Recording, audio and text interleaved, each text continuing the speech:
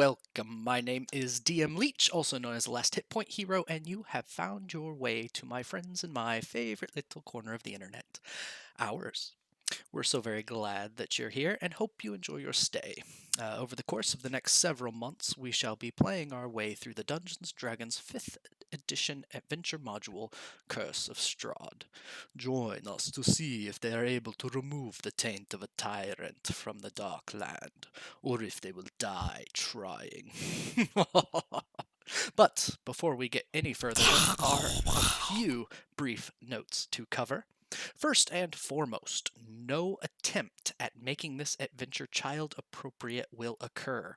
While multiple adjustments have been made, this is still a dark and stormy story. This gothic horror adventure touches on dark themes, contains descriptions of violence and light gore, adult language, adult content, and who can really be certain what will happen once the players get their hands on it. While everyone here knows what to say or do if something goes too far, you, as a viewer, simply do not have that luxury. So, if you have any sensitivities to any of those things I said previously, please keep your finger near the eject button. Barring that contingency, please keep all heads, hands, paws, and claws inside the stream at all times. Do not feed the zombies they bite. Please feed the players. Only about half of them bite. I'll let you figure out which half. And, above all else, be good. That's the rule. Be good. Second most, I want to start with a big thank you to Rob Sachetto. He granted us permission to use a couple of his pieces of artwork for the stream, and just for the stream. You can find him at zombieportraits.com or on Facebook at Original Zombie Portraits or Instagram at Rob Zombie Portraits. Lots of cool stuff, and we'll see how his hordes do this evening. Hopefully they'll do him proud.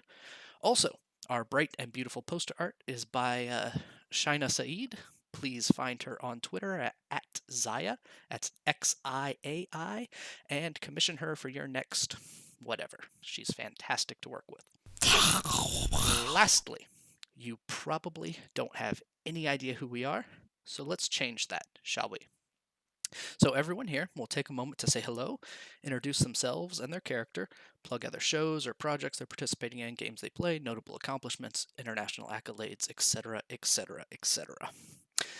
At the very top right of your screen, that upper right corner, a figure whose entire life changed when the woman in the orange dress stalked through his door like a tigress.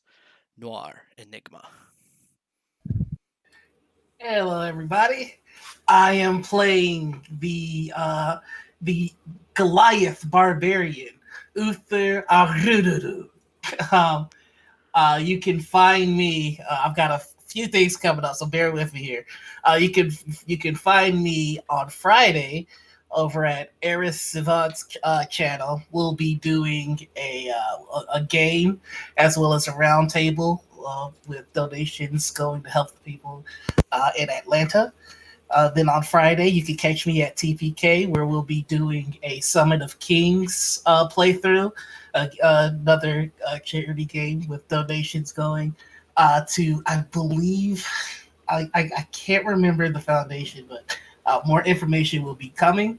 And then Dr. D&D, oh, sorry, Dr. RPG, we rebranded, will be returning Monday at its standard time of 5 Central. And that show, we will be taking all donations and giving them to Black Girls Code. Now's the time to give back to the community. We could really use the help. So that's where you can find me, and I want to pass it along. All right. Holding the right column aloft with... skipped one. Single-handedly serving as the rock-solid core of the right column, the quickest draw west of Food Alley, Corndog McGraw. Doug McGraw here. I am playing Ficus Fig. I am a lovely little halfling rogue, here to party and see what kind of mischief I can get into. I don't have too much going on, so I would like to take the time to just let everyone know to be kind to one another. And if you do follow me online, I've been posting a lot of books that you can read, as well as organizations that you can donate to. So please take the time to learn about one another and love one another. Absolutely. Holding the right column aloft with the might of Atlas, never tell him the odds. It's 1 in 20 D&D. Well, sure. I'll do that with my mighty shoulders if I can. I am Gregory. You can find me online at 1 in 20 D&D doing strange things like this amazing game. And I am playing for this Curse of Strahd adventure none other than Leaf in the Sunlight of Summer, a Tabaxi ranger who we will find out more about as the adventure goes along. I'm excited to be doing that. I'm excited to be playing this game with you all because it's amazing. And yes, I am just trying to be mindful, centered, patient, and spreading love everywhere. That's what I think we should all be doing. Absolutely. Strahd definitely needs some love. Strahd needs shown something, that's for sure. Next, program to maintain a firm foundation at the base of the left column and looking dapper while doing so. It is Robotic Gentleman.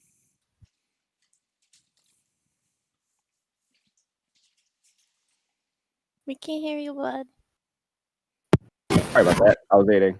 Hi, I'm Robert. I will be playing the Warforged, known as Solaire. I don't have a Snapchat or anything to push today, but if you want a guy you can carry in Rainbow Six Siege or even now Star Wars Battlefront, you can follow me on PlayStation Network at Robotic Gentleman, or even follow me on Twitter under the same name. Wonderful, wonderful, wonderful. And last but not least, at the very tip top of the left column, among the single named celebs worth knowing, we have Prince, Sting, Madonna, Shakira, Liberace, Beyonce, Niffer. Hey, what's up? I'm Niffer. You can find me on Twitter at NifferNiff. On Sundays, I do a charity stream for the Nerd Asylum, and on Thursdays, I do a Pathfinder game with Noir over there, called The Lost Tales of Uzoya. And coming up, not this Saturday, but the next weekend, Friday through Sunday, we are doing a con online called DrawlaCon. It was supposed to be in person, but because of all of the COVID and everything, we're just doing it online. So it's free, and you get to come hang out, and you get to learn a lot about RPGs and see a lot of really good panels about like mental health in gaming and how gaming has helped strengthen community, and it's going to be really, really good, and I'm really, really proud of all the work that we've all put in, so I'm really excited for you all to enjoy it. Perfect. Thank you. Thank you, thank you. I believe that gets the introductions out of the way. Now, before we get started this evening, Niffer has volunteered to give the session summary of our Session 0, which you can find on YouTube. YouTube at Last Hit Point Hero. And I don't know how long Twitch will keep it, so that's the best place to find it. But Niffer, you've got a summary for us. Feel free to go ahead. With a notebook like this, I gotta be taking notes. So, here we go. Once upon a time, everyone was individually invited to a grand masquerade thrown by Duchess Morwen of Daggerford. During the party, a local priest revealed a warforged paladin named Solaire that they designed to fight undead. Two other party members were instantly obsessed. Ficus the halfling rogue partied hard. Bright the Vistani artificer met her cousin Narilla and learned that Duchess Morwen would ask her to get rid of the Vistani camped outside Daggerford. Sure enough, Morwen told the assembled party that they were the most capable guests and that the guild council blamed the Vistani for the undead in the city. She asked the party to take care of both. Deciding to tackle the undead first, Leaf in the Sunlight of Summer, the Tabaxi Ranger, led the way to the Clean Chin, a barber shop in the Merchant District. There, the party found a dwarven barbarous/mortician, totally not Sweeney Todd, Hanette, working with Narilla to restrain a bunch of undead. Uther the Goliath barbarian, along with the rest of the party, made quick work of the zombies to the chagrin of Narilla and Hanette. The two women had been trying to prove that the undead were pursuing Vistani, not summoned by them. With one matter resolved, the party started the journey to the Vistani camp outside town.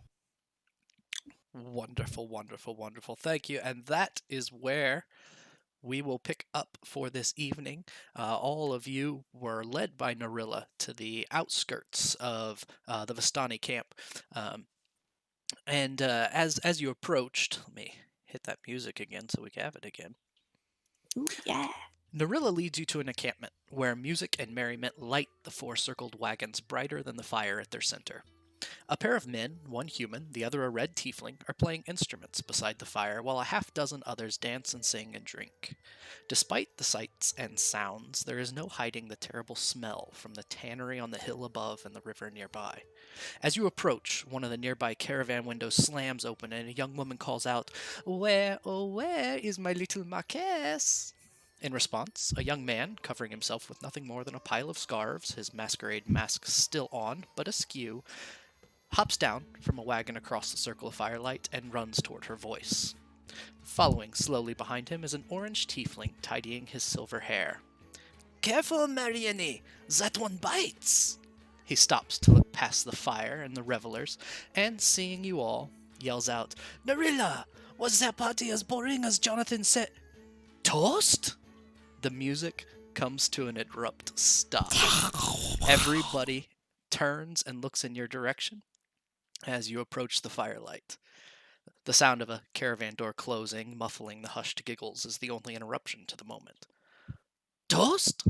Or do I see a ghost? Entorsi? Yes! You've come back to us! Entorsi! Toast! Toast!" No, and I just kind of like look at Narilla again as like reassurance, and then just kind of like do the awkward like, I don't know these people, and just kind of like,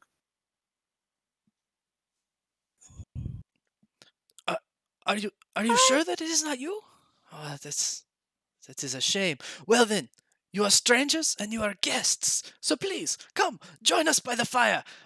We shall continue. Koloro, Aronax, keep the music going. Let's keep the party going then, yes? And he gestures Narilla, and Narilla kind of turns and gives you the come along, and heads over to the firelight. we actually have something to talk about with you. And I just like look at the rest of the party of like, right? We're talking?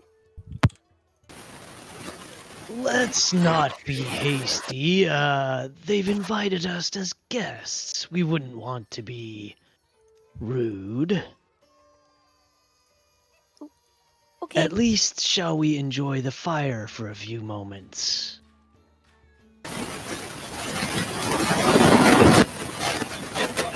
Uther. Uh-oh.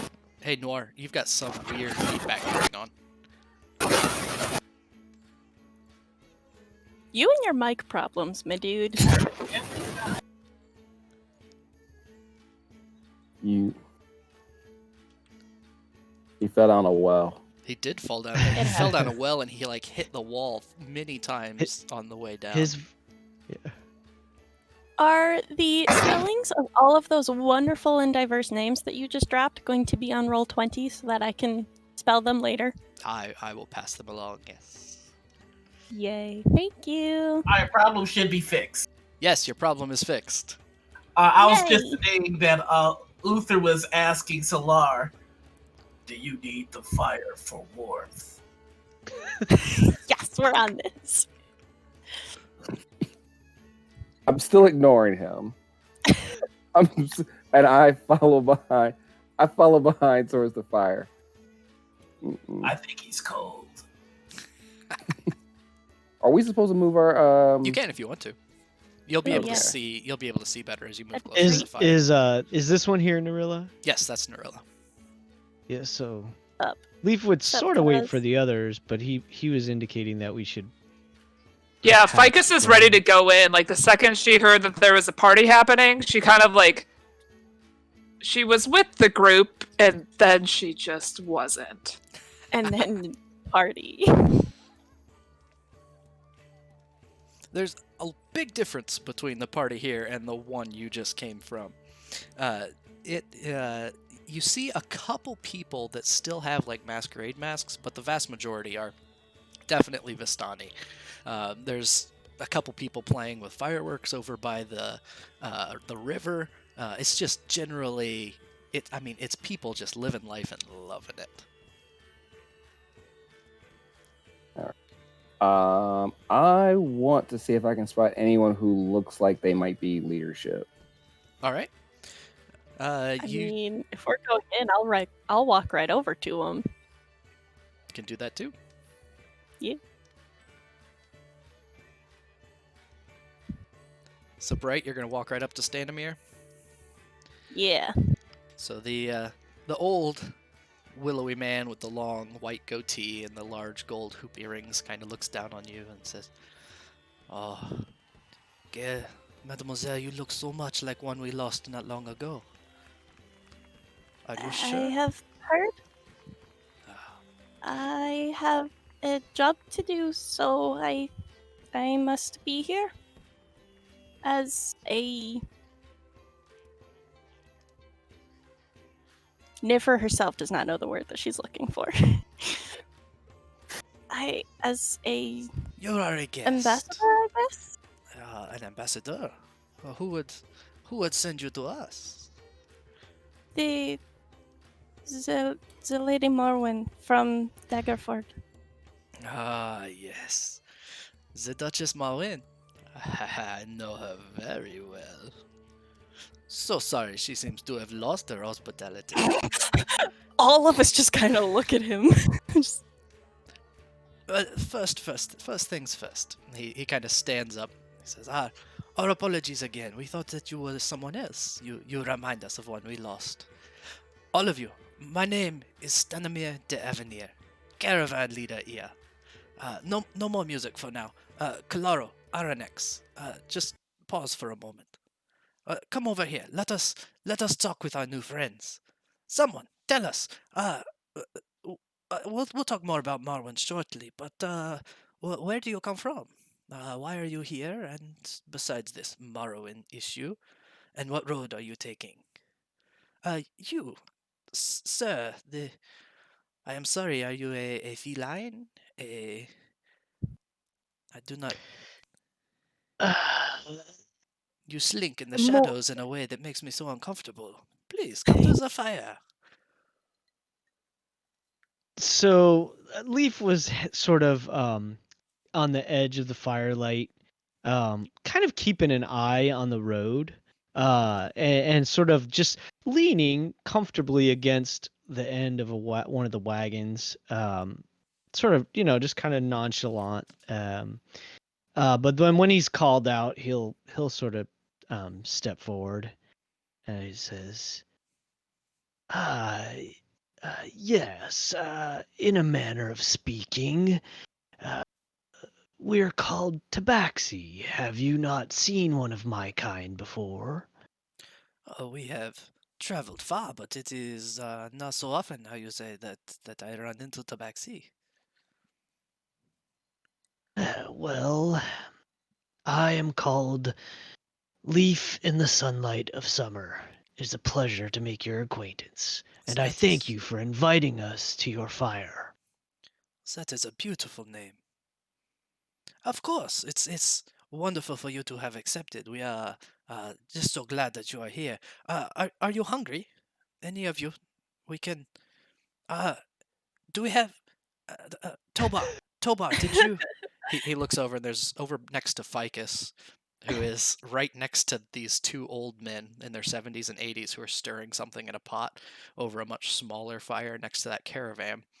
Um, they've been bickering with each other this entire time, and Ficus, you've heard it. They're like, "Oh, you do not know how to season this. You season nothing well. It needs more butter. It needs butter and pepper." It's like, no, it needs no more butter. It needs more pepper.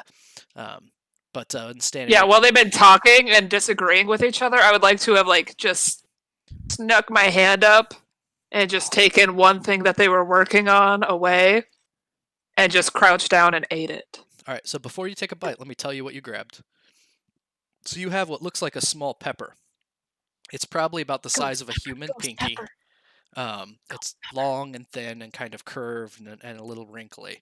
And you have a hold of it by the stem. Ghost pepper. You said you'd eat it. Eat it. Eat it. Eat it. Eat it. Eat it. Eat it. Eat it. Eat it. Eat it. There's the adventure of D&D, and then there's the Minnesotan inside of me who's only uses garlic Oh, really? and like doesn't like spice. Eat the ghost pepper. So those things. Do it. I think she's gonna sniff it. Just give it a good sniff. It smells a little bit. It has like this little bit of a fruity odor to it, but then there's like this tinge of tangible scent of heat. Like your nose hairs curl after you smell it. She wants to eat this, but she wants bread to go with it. So like she's gonna like just peek her head up a little bit again and look for something that this could go with. As soon as you peek your head up, that's when Stanimir says, Tobar, is the rabbit stew with peppers ready? And Tobar kind of looks over, like, yes, I believe we have it, good to go. Bowls, and a number of the Vistani kind of come together and get bowls, and all of you are served these bowls of this piping hot stew that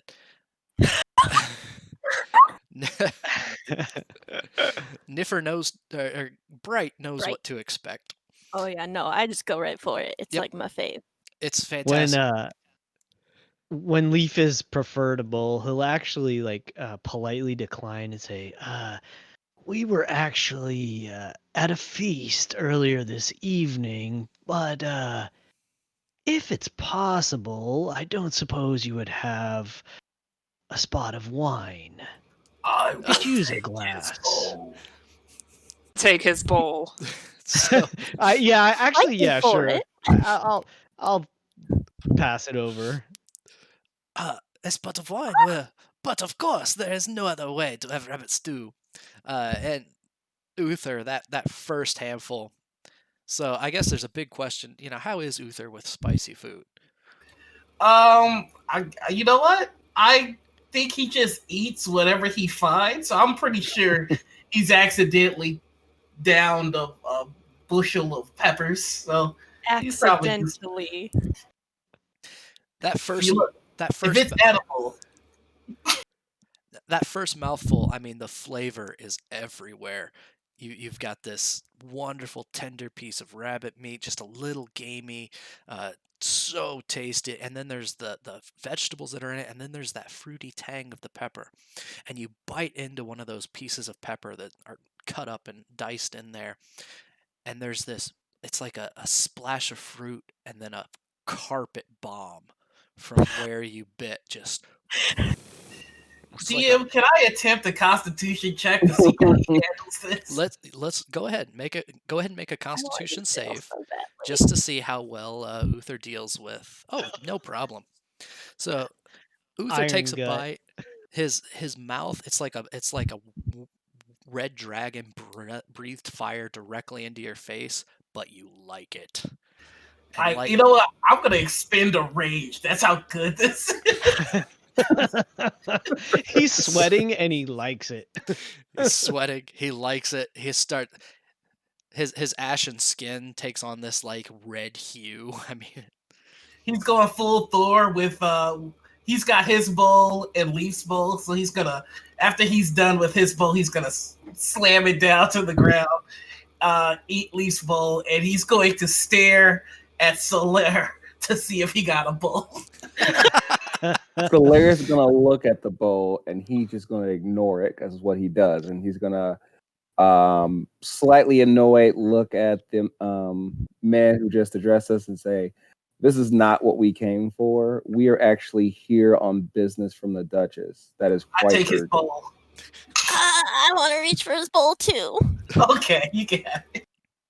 It's like you like reach for it. It's like our hands touch, and then we're like, One thing of note, Leaf, after you give up your bowl, there's a fly that buzzes past your head. Eat the fly. Oh wait, you're a cat, not a toad. Stanimir stands up. He's like, I thought that you might be hungry, but it seems that you are absolutely famished. Pass around the wine, pass around the bowls, and you did not tell me. Uh, what about you, little one? You are a halfling, correct? Mhm. Where do you come from? Tell me your story. Over there, and she points like the exact direction that she came into town from. Uh, she kind of like looks around at the group. Yep, a forest. And she just sits there, Are like you not eating the giving stew? anything up about like her background. Are you eating the stew? Oh yeah. The second food came around, she was just like, yes. And then she also like this is the main course, but she's looking for the side dishes.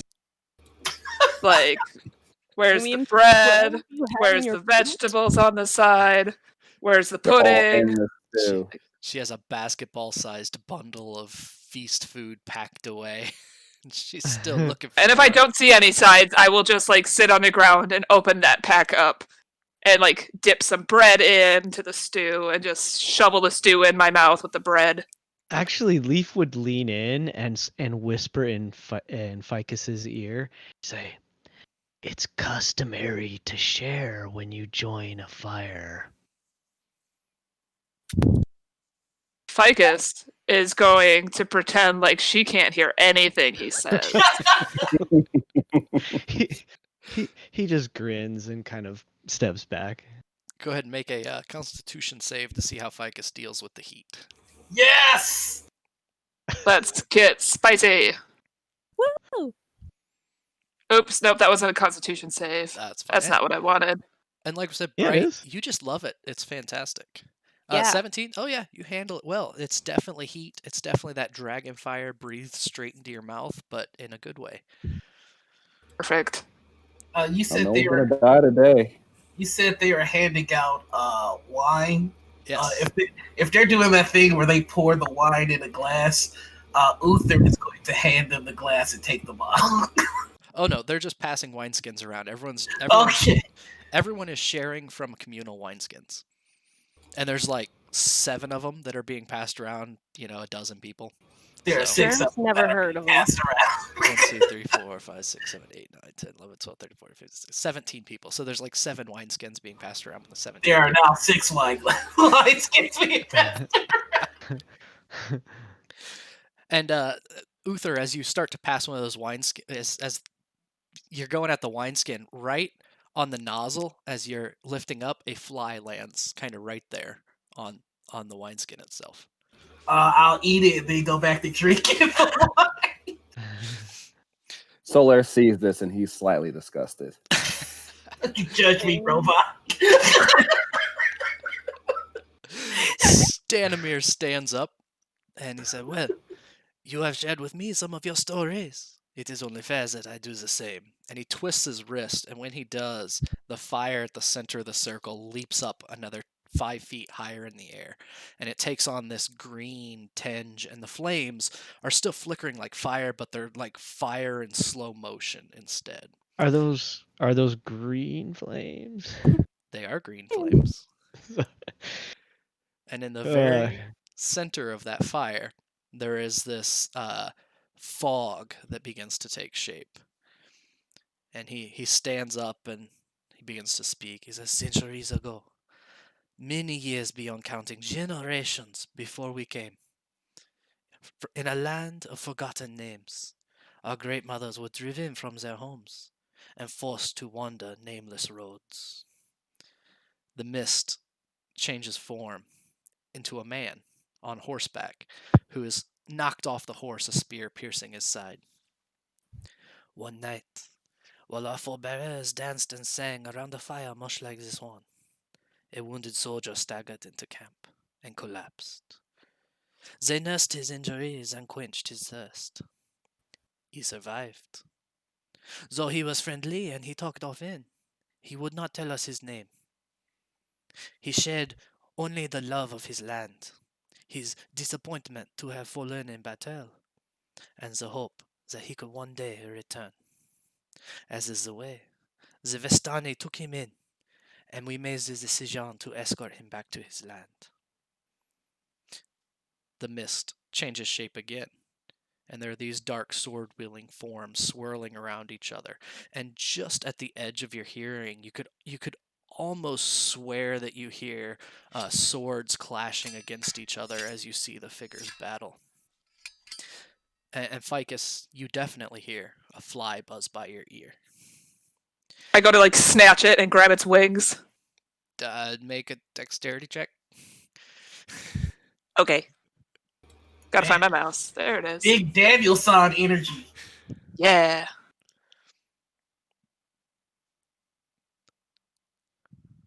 Why won't it let me just roll dex? Karate Kid, that sucker. There we go. Come on, you were doing it. I believe in it. Gotta believe We in Roll can 20. do it. Roll 20 operates on pure player belief. Yep. And once we start to lose faith in Roll 20, that's when it slows down. Well, I made try to do D&D Beyond at the same time. Either It's a way, dex save. just a dex. So that's straight dex. Yep. It's not coming up. There we go. I believe. There we go. I An believe. 18. 18's enough. You catch a fly between its wings. I just kind of hang on to it and listen to the story some more. Not killing it, just holding on so that way I don't have to be distracted anymore when it inevitably flies away and then flies back at my head. Oh, you have a pet. I have a pet. Gunari. Too bad I'm not an urchin, because then I could have a pet mouse. Oh, amazing. Gunari, Best part of that class. He's in his 80s or so. Old man next to you who you took a pepper from that you still haven't eaten. He kind of looks at you. That was impressive. And the Stanimir continues. His enemies followed us. They demanded his head, declared he was a prince. The Vistani refused to betray him, for he was now family. So his enemies attacked us as well. This man of royal blood fought alongside the Vistani, as the Vistani fought alongside him. Months passed, and despite assassins hounding the caravan like wolves, they bore this man back to his land. He thanked them. He praised our people. He shared words we have passed down since time immemorial.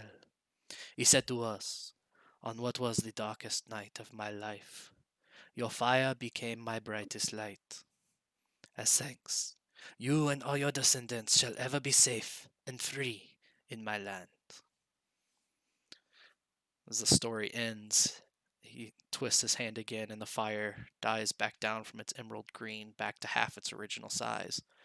Soul, a fly lands on your shoulder as you're standing there. Just kind of starts walking around.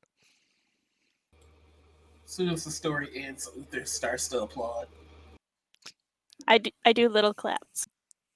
Stanimir just takes an exaggerated bow. And when he comes back up, his face, instead of smiling, is a somber mask.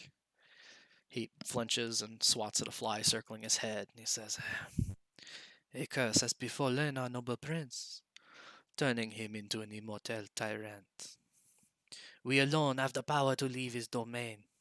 We've traveled far to find those who will help us shine the light once again.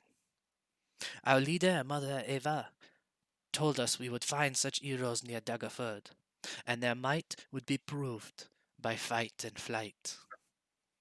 Are you these heroes? Oh, do you believe? Uncle, none of us can fly. Do you believe I'm you can kill a Stanimir. mortal being? We do not want him dead, per se. He is a patron of our people. But he has fallen. We don't know if he can die, and to kill, no, we must lift the curse in whatever way we can. We hope that does not mean killing him. He has for centuries treated our people well. Just not so much everyone else.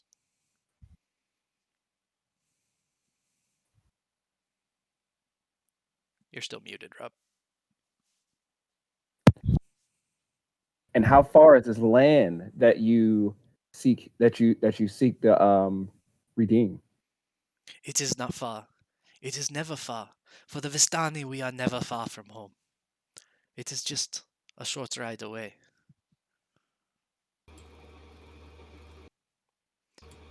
Someone I, who. Sorry, go ahead. no, okay.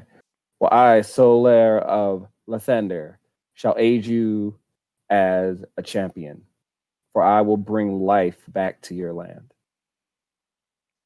On this, I swear. That is noble of you, sir.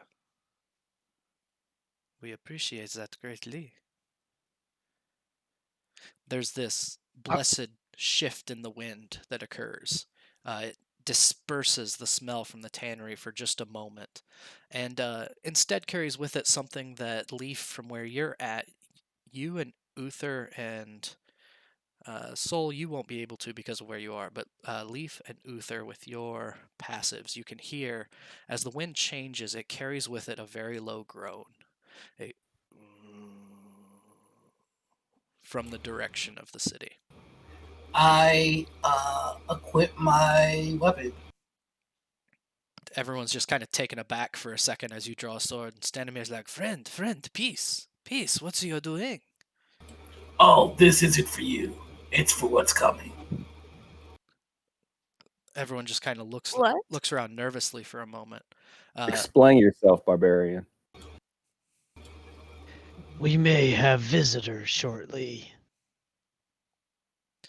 Look at the fly that I've been holding, and I'm all of a sudden very concerned about this fly's well-being, so I'll scurry a little bit upward to bring it outside the wagons and just kind of shoo it away. Okay, go ahead. Amazing. Go ahead and head up wherever you want to be.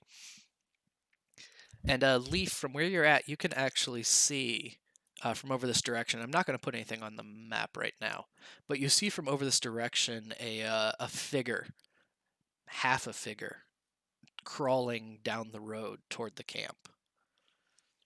With, let's see, 5, 10, 15, 20. You can see pretty clearly it looks like, it looks quite a bit like one of the zombies you had fought earlier is crawling toward the camp.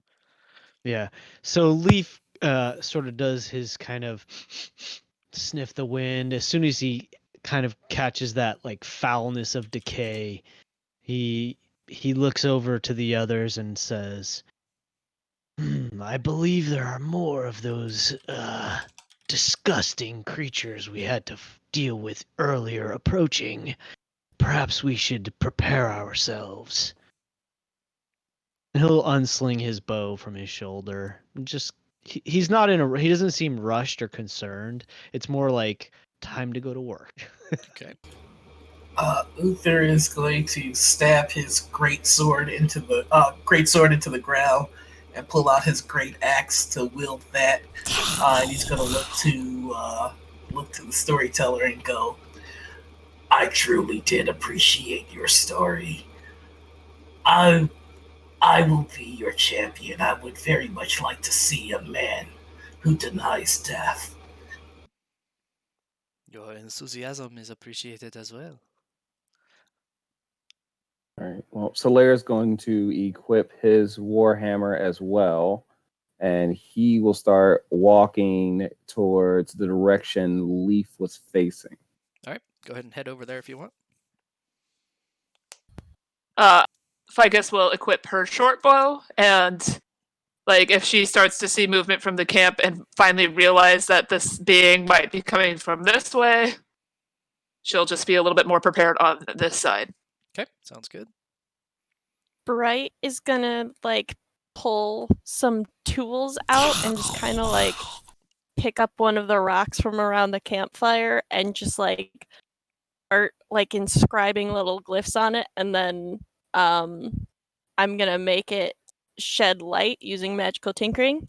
Okay. And then just kind of walk to the edge of camp and just chuck it in its direction to see if it like reacts or anything. Okay, so you're gonna chuck a rock at It's a glowing rock. a glowing rock. I'll toss something on the map here just so we can have something there. You toss a rock over there, it lands, and it lights up, and now Soul and Uther, you can really easily see there's half a zombie that's just crawling, clawing its way down the road toward the Vistani camp. And as you guys do all of this, it crawls ahead another 5, 10, 15, 20, 30. It crawls right up, right at your guys' feet. Oh, Leaf wouldn't let it get that close. We just Oh, all no stabbed problem. down immediately. Yeah, he would have started All at shooting once. way before that. All right, where would it be when you shot? To the he trees? probably would let it get no closer than 20 feet, if that. All right. Yeah, but like right there, probably. Yeah, that's. And actually, as it's sort of sliding in their direction, he's gonna call out, "Caravan Master, perhaps you can enlighten us as to why these things are drawn to you and your people." And takes a shot.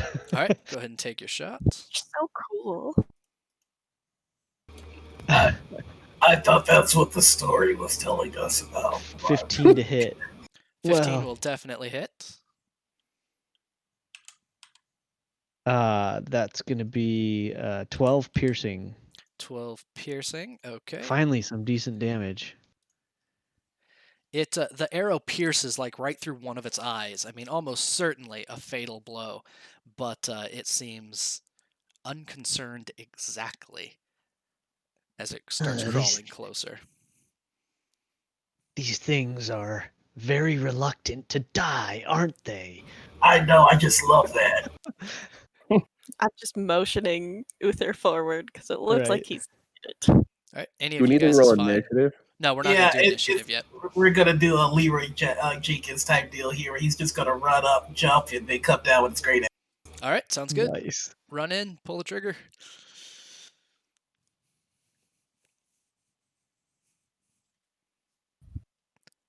Definitely hits. That's some minimal damage that it does, Yeah, it's not my best work. but it is enough. And you drop the axe down and split its head right through the middle, and it stops crawling. I pull out Lee's arrow and I bring it back to him. Here you go. So you guys will get accustomed to this. He just kind of like, there's just the raised eyebrow, and then he'll take it from you and kind of like swat it towards the ground, like flick it towards the ground to just get whatever ichor and nastiness was on it off. And then he'll kind of like check it to make sure, see if it's actually usable still. If it is, he puts it back in his quiver. Uther just walks to his great sword, picks it up, puts it back in the strap, and then puts the great axe away as well. So Solo walk. Oh. Yeah. Where you guys are at, there is another figure that's coming down the road, and there's 4 actually, and you see one with hands up in the air, and as she comes into the light, you can see more clearly. Peace, Uther, Soul. You recognize the sound of Duchess Marwyn's voice. Ah, dang it. This And Karen. You're not the only one, because when she calls out and yells that out, Stanimir stands up and he just yells, "Marwyn!" And he runs down to the path to kind of see. As he gets there, the Duchess, Hanette, who was the barber that you met earlier, and 2 guards are Definitely coming not down the road. Sweeney Todd. And Stanimir runs down and he says, "I told you one night in Stanimir's wagon would not be enough, and here you are. Yes! You are I'm decades. suffering so much secondhand embarrassment right now. You are decades late, but you are here. You must still be thirsty, yes?" That's awesome. I'm DM, faithful. Leaf is gonna take the hide action. All right. Can I So he's also gonna take kind of like the hide slink action? back around. He's gonna move around to the side of the wagon where the shadows would be from the Okay. fire, and take the hide action. Yep, that's fine with I me. think Ficus will be like right here in these trees, just kind of doing her thing, climbed into one of the trees and is just watching it, Can, like everything unfold. Can Uther take the wingman action? Uther can do whatever he would like. Would you like to assist? Is that what this is? Yeah, okay. You know, there's only one woman, right? Oh no. Oh my gosh. Once you're hitting on the barber, I think there's only one woman in this scenario, but whatever. The barber is a woman also. Hanette is a dwarven woman. Yeah. Oh, okay. There you go. Her beard is well bejeweled. I appreciate Soul's that. gonna say last rites for the zombie while he ignores the first half of this conversation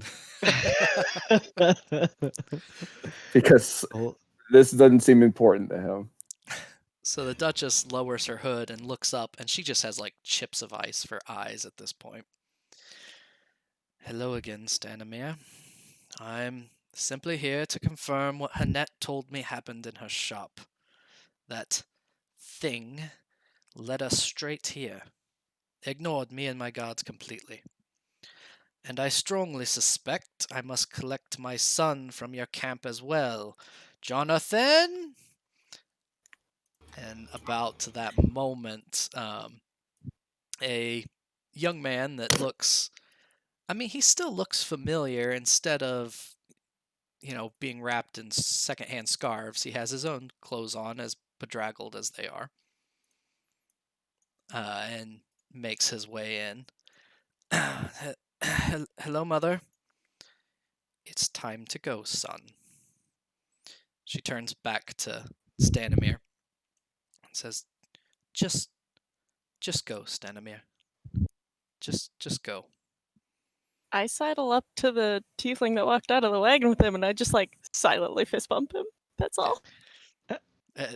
Tranquil does. Yeah. That's it. He returns a fist bump. Okay. He really does bite, And I did not need to know that. Hanette stays behind for a moment, but the two guards, Jonathan and the Duchess, walk away. I believe so. Leaf says from the shadows, I believe there's a matter of some gold that's owed to us. And the Kind of Duchess ominously turns around. She's like, fine. She counts out a few things from her purse and tosses a bag onto the ground. Just right there. And keeps walking away. I'm not Ficus climbs down and grabs the bag of gold. There's I did not pay you for the last one. She walks away. So you have a bag of, I think it's 10, 15, 20, 30 gold. I think that's how many you killed last time. That was for you, Uther. Seeing as how you asked. Well, thank you. I appreciate that. We all did good work, and it seems like we're all gonna get more work together. So, is anyone good with numbers? Yes. Yeah. And I'll just step in and divide stuff. Thank you. Make sure it's fair. I'll take the lowest cut if necessary. There's enough for all of us. It's okay. All right. Hanette kind of walks over and says, I'm so glad that worked. I do have some good news. And she smells oh, that smells wonderful. Do you have any more of that? And Stanimir says, Of course. Come with me, mademoiselle. And he escorts her over to get her a bowl of stew. And she starts digging in. She loves it. She looks up and says, As of tonight, I am the newest member of the guild council. I don't expect it to be easy, but I will do my best to try and make your next visit more pleasant. Oh, this stew is fantastic. Who made it? Two old men over at the corner are like, I love them. Firelight glints off the jewelry of the dwarven woman's beard and her hair as she kind of joins the rest of the group.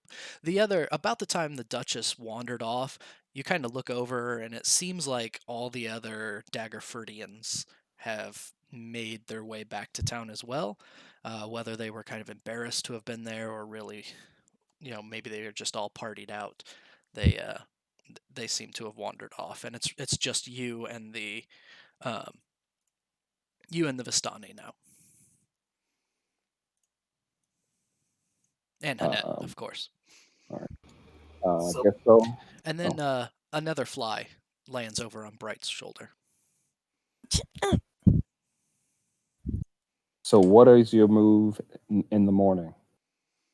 Oh, I asked the leadership. we will not wait till morning. We will start packing soon.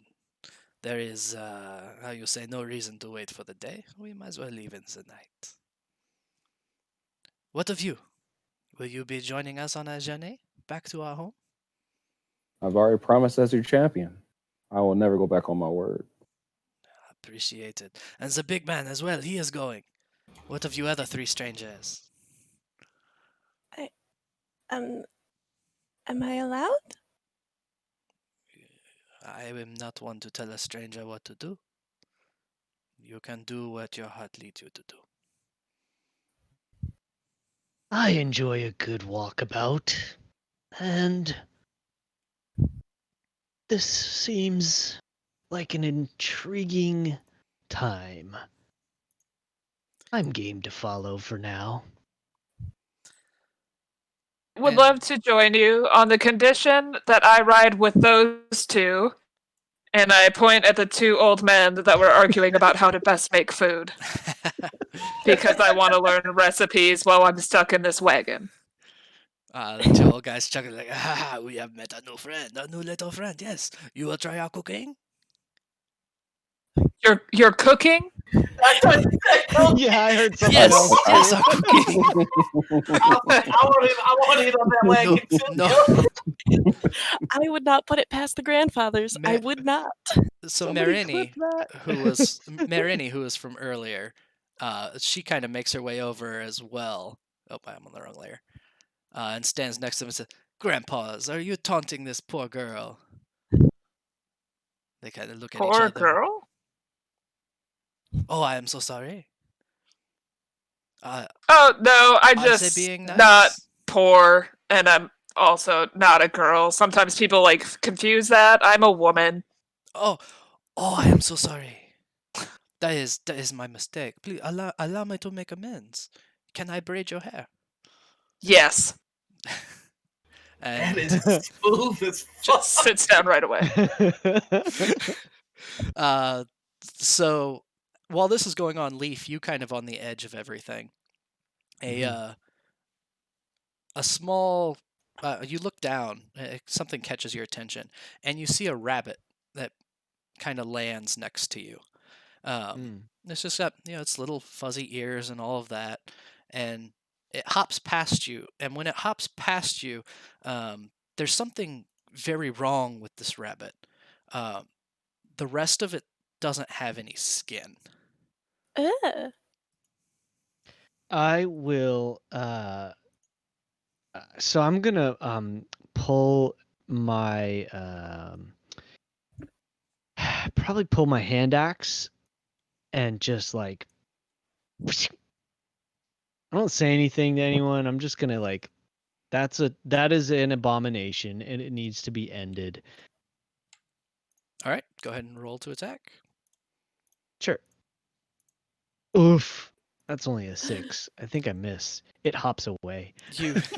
You kind of swing down to land a blow on it, and when you do, it hopped at like the exact moment and just shunk, your hand axe is buried in the dirt behind it.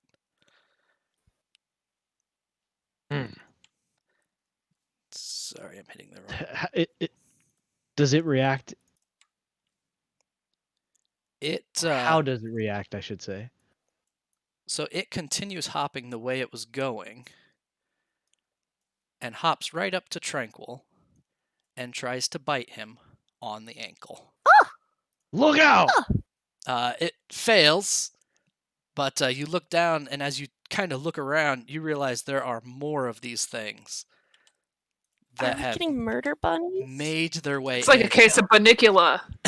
There are bunnies without skin except on their head. There are small raccoons. There are all these different creatures that are completely devoid of fur that are hopping toward the Vistani.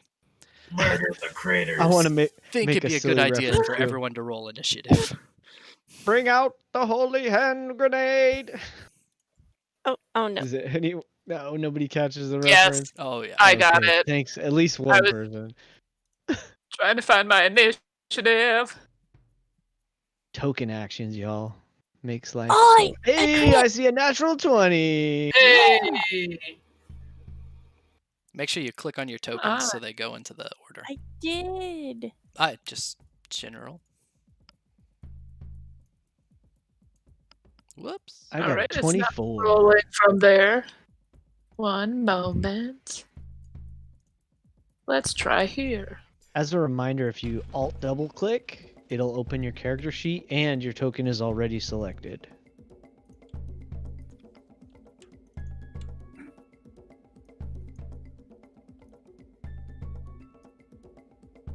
Beyond 9 for 20 was just having a Icus. good time on my computer.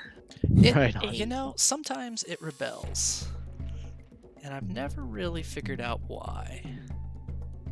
19 for Solaire.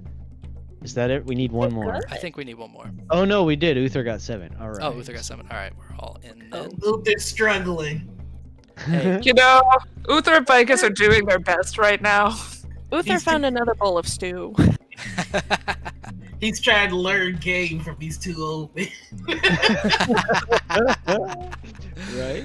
So, Leaf, you are the first to be able to act. Since I already have my hand axe in hand, I'm gonna sort of I'll flip my bow quickly around back onto my shoulder and pull my short sword, and I'm gonna attack if I can. So I step up and let's see. So short sword first, 21 to hit, 21 will hit. 8 piercing. 8. Stab down at it. You kill a bunny. Yum. But I'm aware that there are more Don't around, eat yes? this. Yes. So all Yes, of so you, that was a couple of these have kind of hopped into camp. 10. So I've already moved 5. I got 25 left, so I'm gonna step over to here, and then offhand I'm gonna throw my hand axe at this one. You got a second attack? No, but it's an offhand attack. Oh, okay. Yeah, go ahead. Yeah. So, hwah! Ugh, eight's gonna miss. An 8 misses. Your axe kind of it bounces off the ground past it, and the thing's still ignoring you. Aaron X, Oh, anything else, Leaf, before I pass the turn? No, that was movement action, bonus action. I'm done. All right. One of the tieflings who was playing an instrument earlier, he kind of turns and he sees these creatures, and he calls out, "Hello, my friends. It is time for us to go. Get the horses, now. You, fight them off or get the horses. We need to get out of here." And the tiefling goes up here. 5, 10 to this horse. Dad. And- Yes, it is. And he reaches up to its bridle, and he gets a hold of the reins, and he kind of coos. He's like, "It's okay, it's okay."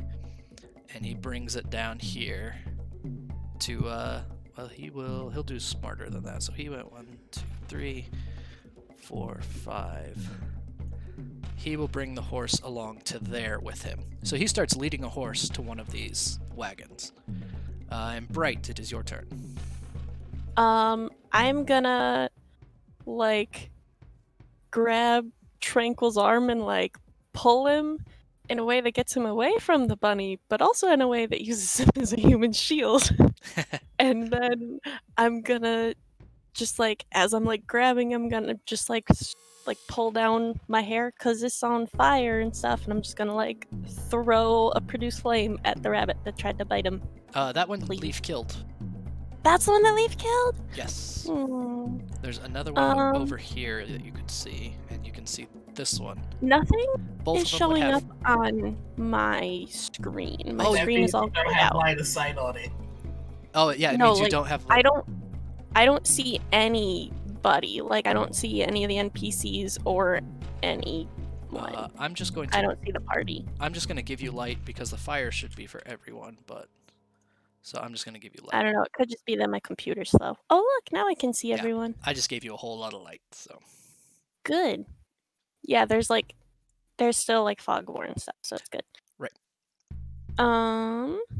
Okay, that's the one that just got. Oh, Tranquil's pretty. I probably can't see that one. Okay, I'm far away. Then I'm gonna just go for one of the other horses too. Then I guess if like I'm not actually by any of the rabbits. Okay, go ahead. So, do I have to animal handling check like Aaron is? Go up next to one of the horses and animal handle away. Where are the horses? Up by the river. 5, 10, 15, 20, 25, 30. Sweet, I can make it. I can make it to this one. Okay. Go ahead and give me an animal handling check. Hooray, that's what I'm good at. Yes, Hey, you are. that's Hey. a dirty 20. I'm good at it. That's a dirty 20. So it will move with you on your next turn. Excellent. The entire way. However far you want to move it, it will move. Excellent. Anything else? No. Alright, so it is going to be these things' turn, and this one is going to go there, and this one is going to go there. I can't help but notice their icon is a picture of hands. Yes, so they're all crawling claws icons, but they are 5, 10, 15, 20. Gotta hand it to you. That is creepy. Stop it. We have been through this before, Noir. I will walk away from this game. I'm sorry. Yeah, I mean, really. Stop it. Just let me get stop before it gets out of hand. Get a grip. Keep going, keep 20. going, keep going. 5, 10, 15, 20. Y'all are the worst. 10, Oh, sorry about that. There's something amiss. I just can't put my finger on it. Stop it! Guys! I already had to go through an hour and a half of hand puns on the last game that I was in with Noir. That is perfect. 5, 10, 15, 20. 5, 10, 15, 20. 5, 10, 15, Y'all. 20. 5, So 10, many. 15, 20. So, there are a lot of hands coming, and They are swarming. poor Kalaro. We will see how this goes. There's only one that gets, or two that get attacks on him. Talk about a handful. So Kalaro gets scratched like across the back of his thigh. This bunny jumps up and I know. scratches him. Ah! He calls out. He was one of the other instrumentalists earlier. And then this one is going to attack Narilla. Oh, And no. It misses her. And then this one is going to attack Honka. And it misses him. They are all terrible at this. This one is going to... Oh god, don't kill Fafinka. Attack Fafinka and miss her. Wonderful. And all the others move too far except for the one next to Uther that seems to be ignoring him. So that is everyone there. It is Soul's turn. Currently, I am blind. Oh, sorry, you're blind too. Yeah, I must have done I something went with the right token. back Sorry to about being that. completely blind. You went back Like, to I being can't even blind? see the other PCs. It's There we just go. my token and just a gray screen. I There got we you go. now. Just Oh, that's feel so it many out. hands! There's a Who's lot. nearly dead? Can I see anyone visibly hurt or attacked by rabbits? Kalaro up here has been hurt by the rabbits. I could reach her in time. I imagine are they just rabbits or are they like The rabbits and chipmunks raccoons and squirrels? No, yeah. these are All things of that would so things like there's rabbits, there's raccoons, there's mink, there are those are probably the three you see: mink, rabbits, and raccoons. Okay, cool. To Uther, this is like getting attacked by a bunch of chicken nuggets. He's happy. That's messed up. But they're rotten. You don't want to eat them. Yeah, they don't look tasty. Let's see. Since I got my Warhammer out, I will two-hand the one right in front of me. All right, go ahead. A 9 will miss. Really? It's a very small. It's a rabbit. You're trying to smash a rabbit with a hammer. It jumped out of the way. Yeah. Anything else? What do I got left? I don't think I have anything left. I just moved. Don't have any. Can't think of anything free. No, I'm good right now. All right. So Marini is going to 5, 10, 15. She's going to come. Oh, that one's over to here. Ooh, no. Yeah, she's going to come up to there, and she is going to draw a saber she had at her hip and try and slash this one at the ground, and she does, and she kills it. You see, it's all in the wrist. And then Gunari, who is one of the old chefs, he's going to go 5, 10, 15, 20. He's going to come up there, and that's all that he can do. Tobert, his husband, 5, 10, 15, 20, is going to stick with his hubby. Narilla is going to take out her sword, and she's going to try and kill one. She's actually going to move up here to defend Kalaro and attack that one. An 18 will hit, and a 8 will kill it. And then Fafinka's an older woman. She's probably in her late 80s, and she's just like, help me! She will disengage as her action and go 5, 10, 15, 20. And she'll just run into that wagon right there. I think that is the best thing that she can do. Smart move. Be safe. And then, oops, I accidentally put Narilla in twice, so we'll get rid of the second Narilla, and Ficus, go ahead. Didn't you know Narilla's a twin? She should totally take 2 actions. There's 2 of her now. Much movement would it cost me to climb up onto this wagon, the top of it? Give me an acrobatics check, and we will see. Mhm.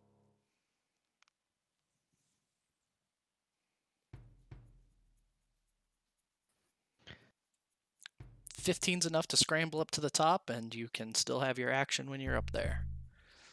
Thank goodness. I really wanted the upper hand on this situation.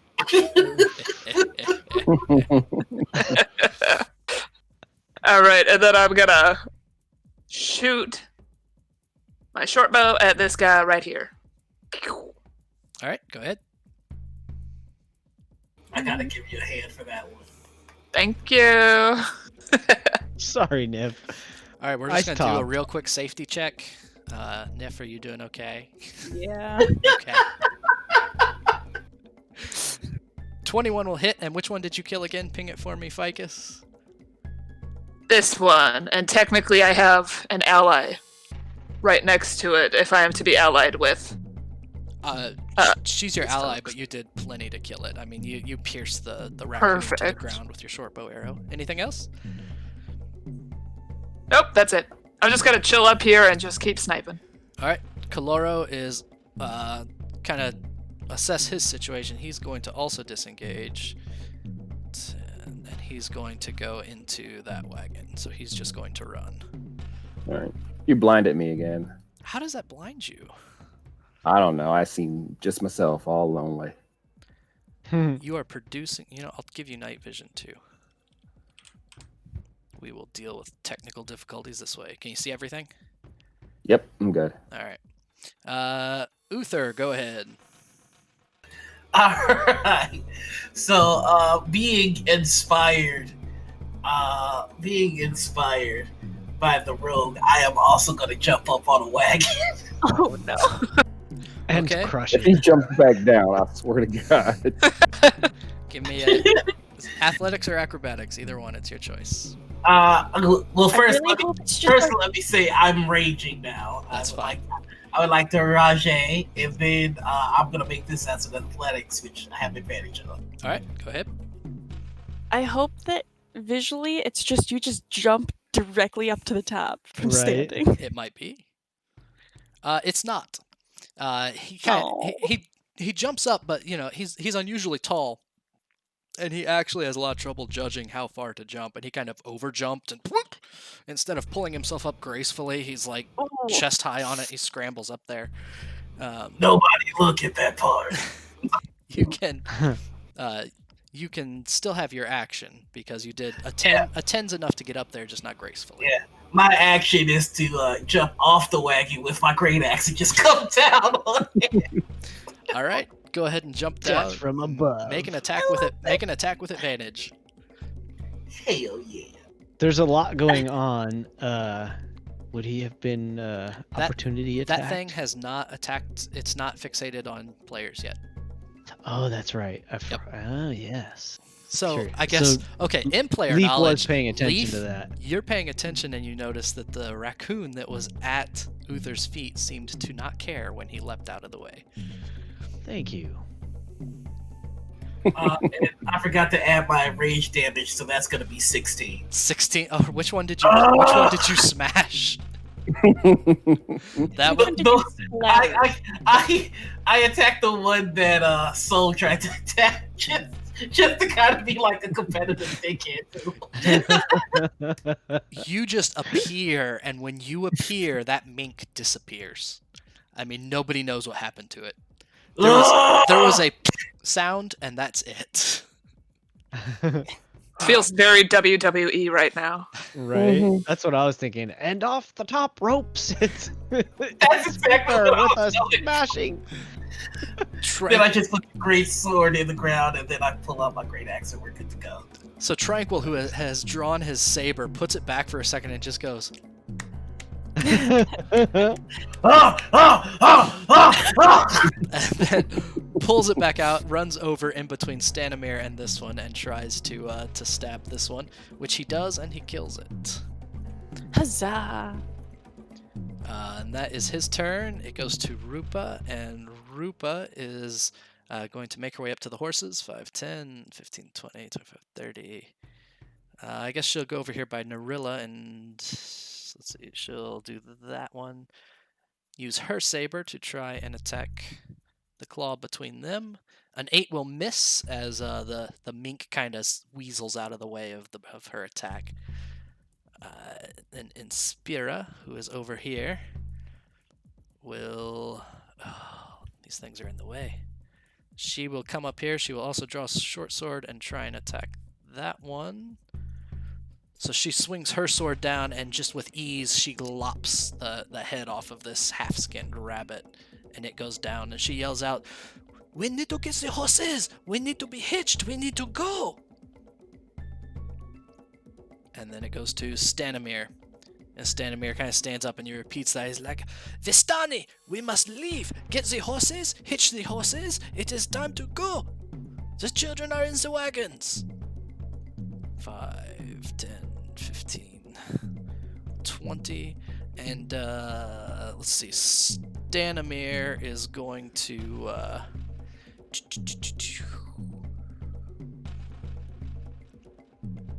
he is going to start to tell another story. He's like, oh wait, I should have told you the story of the first Vistani who learned to sing. She screamed and everyone hated it. And he casts Shatter I love it. right here. So this one, that one, that one, that one are all making Constitution saves. So that is a success, a failure, or success, a failure, a success, and it's just those 3. And all 3 of them are just peppered with pieces of that tree that he cast Shatter in. And 3 of these things go down. So cool. We are reducing them, but I do not think they are alone. Get the horses now! Honka is not really built to fight. He's going to disengage. Or yeah, he is. So he'll take his sword out and he will try and attack this other one next to Soul. And he misses it with his attack.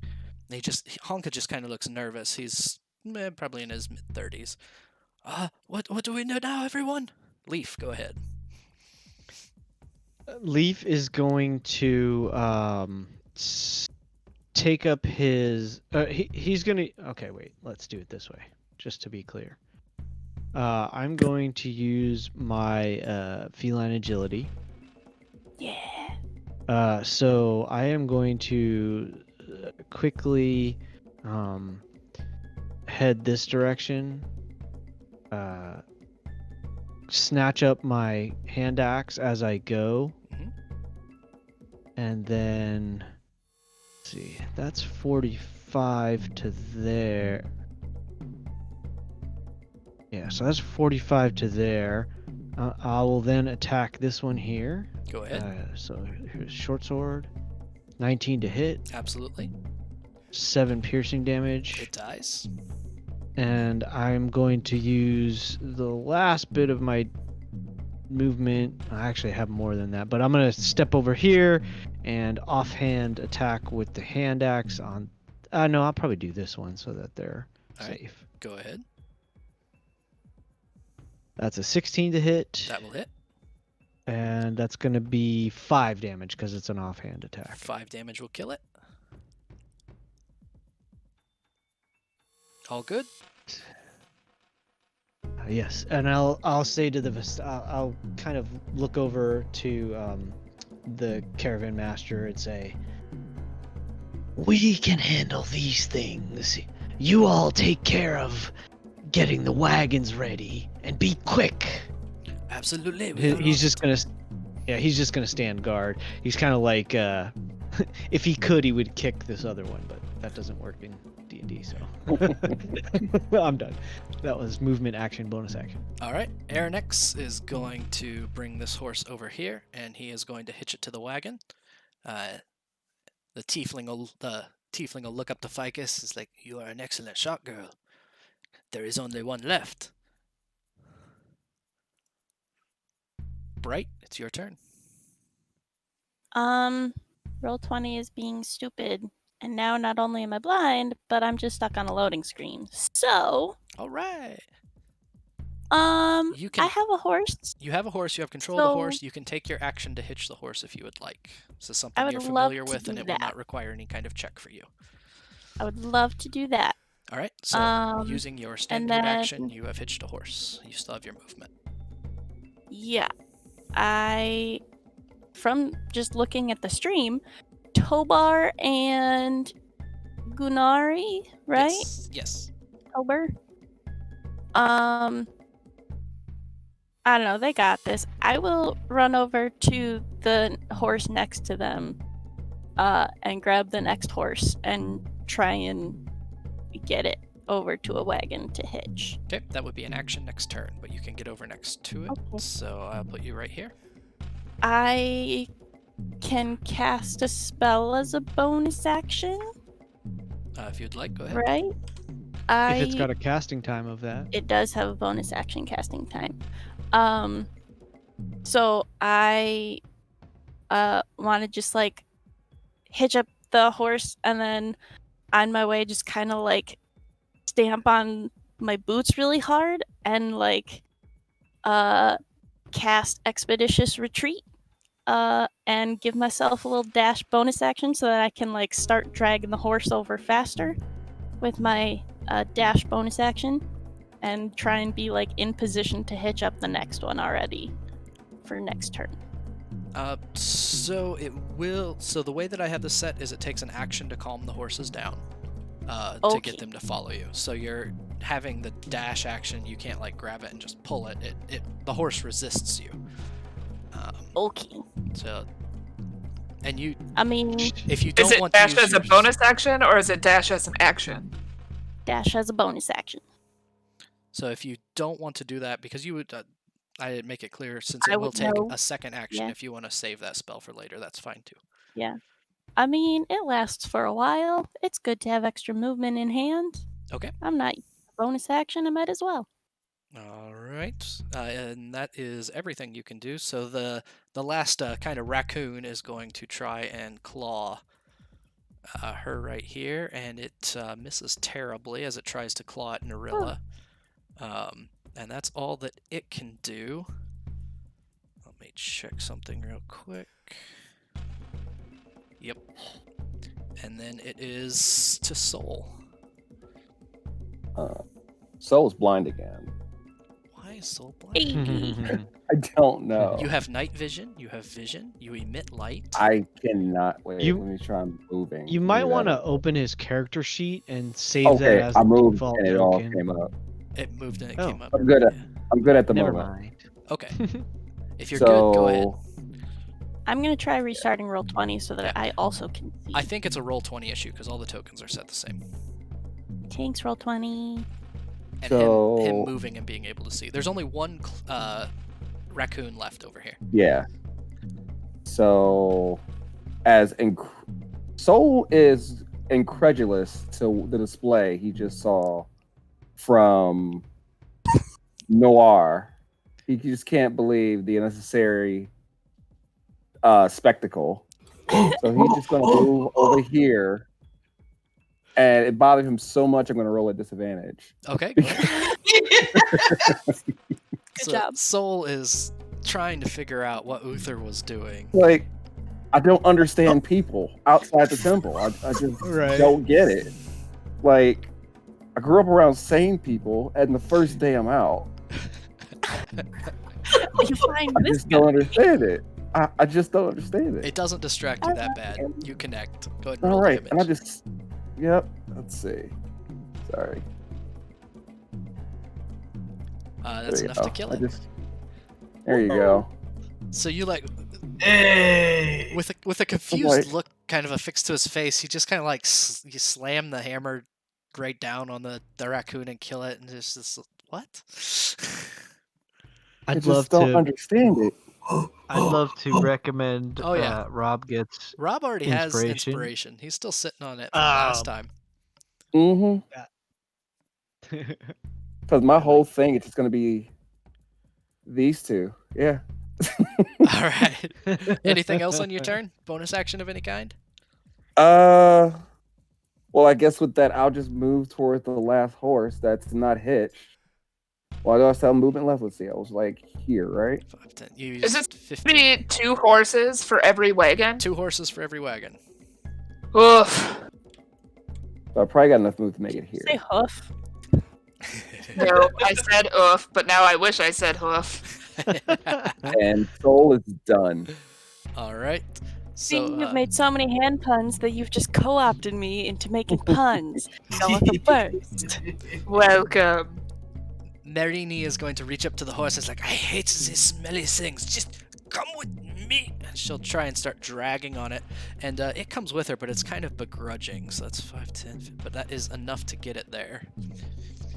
As she drags it drag stuff. over to this current horse, or this current wagon, stands there. It's like, oh, why these things? They shit everywhere. I hate them so much. And then Uther, because of where you are, you would be the one that hears this most clearly. You hear this.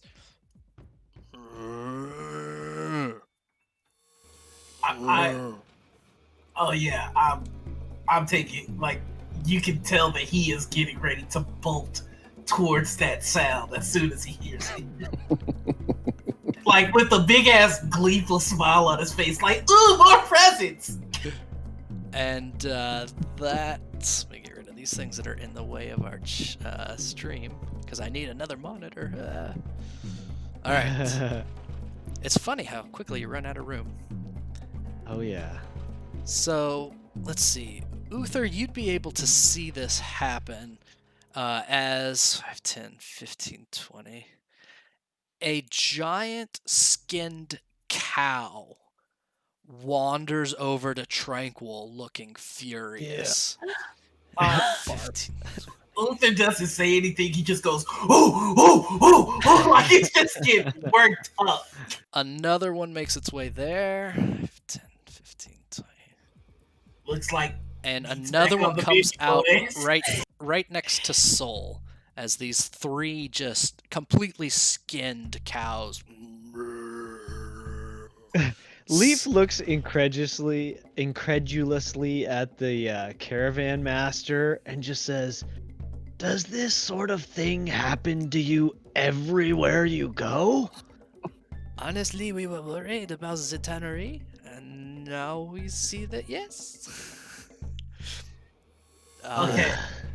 So, like, I hate to interrupt, but I am going to flip a cow. Like, I don't know why, but Cow tipping that has become my secret mission for the rest of this fight. His name is thenceforth Uther Cow Tipper. Oh no, not tipper, flipper. I'm flipping the cow. No, this is no mere tip.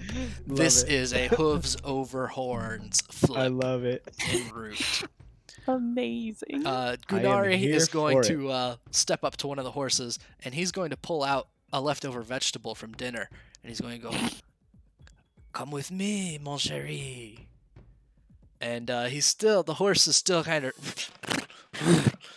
resisting, but he is able to get enough of its attention that 5, 10, 15, he can lead it down to here. Tobar, right behind him, his husband's going to go over to this cow, and he also will have a vegetable in his pocket because these two came prepared. And he gets this one's attention, and seeing that cow right there decides 5, 10, 15, going the long way would be better, and leads the horse over that direction. Good job. It is Narilla's turn, and she looks up and she sees this cow come out of the tree. She's like, "Oh no. Stanimir! I told you we should not have been so near the tannery." She takes out her crossbow and takes a shot at the cow. She hits it, and one of the bolts just kind of passes into its body. It doesn't seem overly bothered by it, but it slows it down quite a bit, and she heads up this direction. 5, 10, 15, 20, 25. She heads up to there, circling around after her shot. Down to Ficus. All right. Ficus is going to gingerly walk down to this side, so she has a better shot on Skinned Boy down here Absolutely. at the bottom of the screen. And she's going to give it some pew-pews. All right. A 10 will hit, and that is 7 plus 4. So your arrow flies true, goes straight through one of its ears and just buries itself in the thing's head. And it kind of teeters for a second like it's going to fall, but it doesn't. It seems very, very hurt. Anything else? Nope. She's going to stay safe on the top of the wagon. All right, sounds good. And that will go to he's in a wagon. It goes to Uther. I'm so sorry in advance. All right, here we go. Don't worry, it's coming back. Okay, cool. Upon seeing giant skinless cows, he is going to. He's already got his great sword buried in the ground. He's going to throw the great axe in the ground too, and just kind of beat his chest at the cow. And Greco-Roman grabs this thing All and right. try to flip it over. Hey, you know Gonna what? grapple a cow. What is a D&D game without having to go through grapple rules? Go ahead and roll to hit it. Hell yeah! All I right, really hope this is enough that Tranquil develops a major crush on you. Or he dies. I mean, that too. You are going to flip a cow directly onto my brother. all right. So I'm just rolling to attack. So that's gonna be like an unarmed. Yes, it would be your strength and just unarmed. Yeah, do an unarmed. So a 19 connects, so you do grab a cow. So you are currently wrestling a cow. So What do I need to roll to put it in a tombstone pile driver? it is a strength athletics check compared to the cow's strength check. So the cow rolls a 10, And you are I do get to roll at advantage because rolling I at am advantage raging. because you're raging. Oh Lord. Ooh, If you roll less than a 10, Let's go! Okay. So Don't have a cow, man. Uther, Uther, for one, give yourself inspiration for this. So first and foremost, we'll get that out of the way, and then second, you pile drive a cow. How much damage would you pile drive a cow?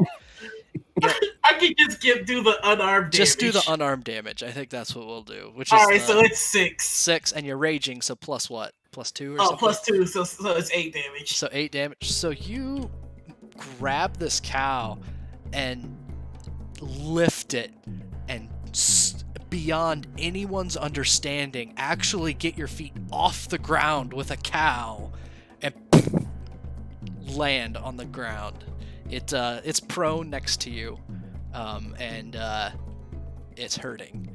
I just give it one of these when I'm done.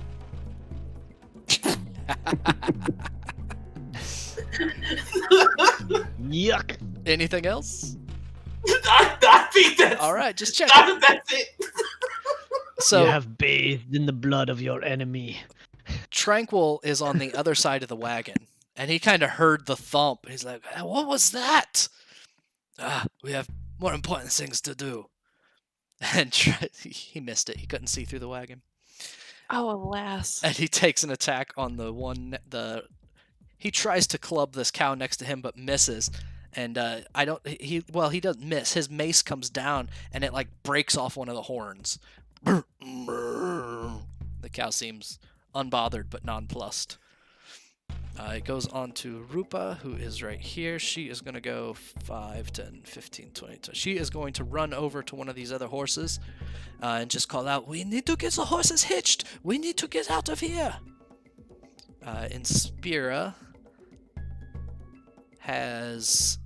does not have a horse yet. She's going to go 5, 10, 15, 20, 25, 30, and she's going to try and get control of this horse. She does with ease, and it will go along with her next turn. Stanimir is he's kind of taken aback by the fact that you just pile drove an undead cow. let my legend spread. He's like, I'm writing it in the notes. It's going in the session summaries. that was disturbing beyond measure. Oh. He's going to come over close to it. 5, 10. He can't position any better way. Oh, I thought I have you pile driving the other cow. Oh, my bad. Then yeah, I'll move myself back. Okay, well, you're back. We'll put you back on the ground. There we go. Cool. Thank you. And he is going to cast Thunder Wave at that cow. Is he a Pokemon? Always. That's what Vistani are. They're Pokemon trainers. They are. Mhm. That's why they're always traveling. They're going to different gyms. It passes, so it only takes half damage. It doesn't get moved. And that is 2. doesn't get moved. It moved. It doesn't move. That was the best one yet. Oh. This is such good pun fodder, Oh guys. my god. I'm so glad you We're all the didn't worst. play bards. We can still multi-class. Apparently, I was just gonna say. Yeah. Apparently, we've all Rogue Bard multi-classed. multi-class is definitely something that's been done before. Honk Too is bad I go- have the charisma of a frog. Just the land you'll find a bard school. There are some frogs that are very charismatic, I'll have you know. I had him roll twice. 18, 4. So that is enough to drop this to 1 hit point, but it easily passes its save. The cow takes a mace to the head, and right between its horns, its head caves in some, but it's still laying on the ground, just going. Leaf, go ahead. All right. These things seem to be resilient. Quick technical question. Yes. Is this one here smaller for any particular reason? Because I threw it on It's there a really baby quickly. zombie No. cow. Oh, They're all- okay. I just It's actually because I don't like how big large things are. So it is actually large, but I make it slightly smaller than large because it looks silly when it's full large. Baby Fair zombie enough. cow. Zombie The cow. next question technically I have is this space here. Is this like difficult ground or something? Can I not get there because of the bush? Or It's just a tree, so it would be above your head if you go over there.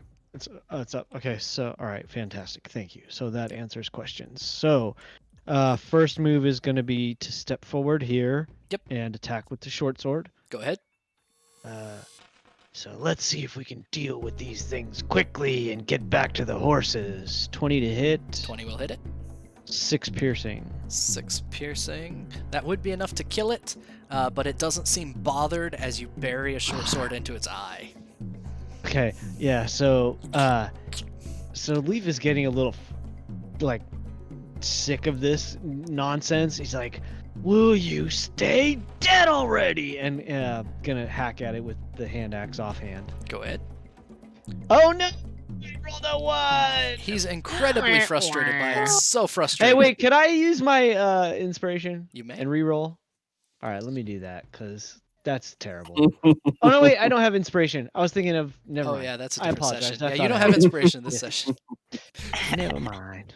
When you mess up your characters. Yeah, no, it's all good. Yeah, I mean, too many characters. It happens. It All right, so happens. yeah, I whiff horribly. So here's what happens, if it's all right, if Go I ahead. describe. Leaf gets frustrated. He's like, this is ridiculous. Why don't these things stay dead? And he just makes this like wild overhand swing, like chop with his hatchet, and he catches it in the branches overhead. He's like, like pulls some leaves down on top of his head, like, and then he's done. All right. I'm telling y'all, if this thing is alive by my next turn, it's gonna get ridiculous. I'm so happy for you. I think you set that bar really high, really early. You have no idea. I just thought of the next move, and it's hilarious. So Aranex runs over and tries to, or this one's already calm, never mind. So he takes that one, uses his movement to bring it over here, but he doesn't have an action left. Oh, he does because it's already calm, so he hitches that. So 2 of the wagons are fully hitched. Bright, it's your turn. I would like to point out that Roll20 has a loading screen where it says critically hitting, and I still can't see anything. So I'm doing this off of the stream. Oh, so you got the I'm DM just gonna- screen. Real quick, Try moving. I Try hate clicking to- on your. No, it's just a loading screen. real Yeah, quick. it's just loading. Like, Is I that- don't see anything. So I'm just gonna look at the Twitch stream Okay. and base my movements off of that. I have my character sheet open other places, so it's fine. I'm gonna take my I had a horse. It looks like it's gone from the stream. So the old men got a hold of it and carted those 2 Excellent, horses cool. off. I'll head to an unattended horse and try and grab it. 10, And 15, 25, 30. I have Expeditious Retreat up, so I can dash as an extra action. So as much movement as I can get to get it to a wagon and start hitching.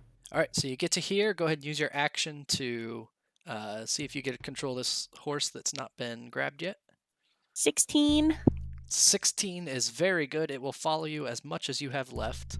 So that was 5, 10, 15, 20, 5, 30, 35, 40, 45, 60 feet. 50, 55, 60. Excellent. So you're Can you there, and move there's a me, horse please? there. Thanks.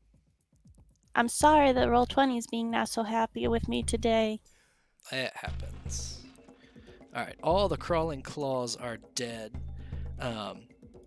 And all of you hear a howl, a wolf howl in the distance. Howl. And a second one answers it. Howl. Oh, goodness. There's 2 of them? Soul, it's your turn.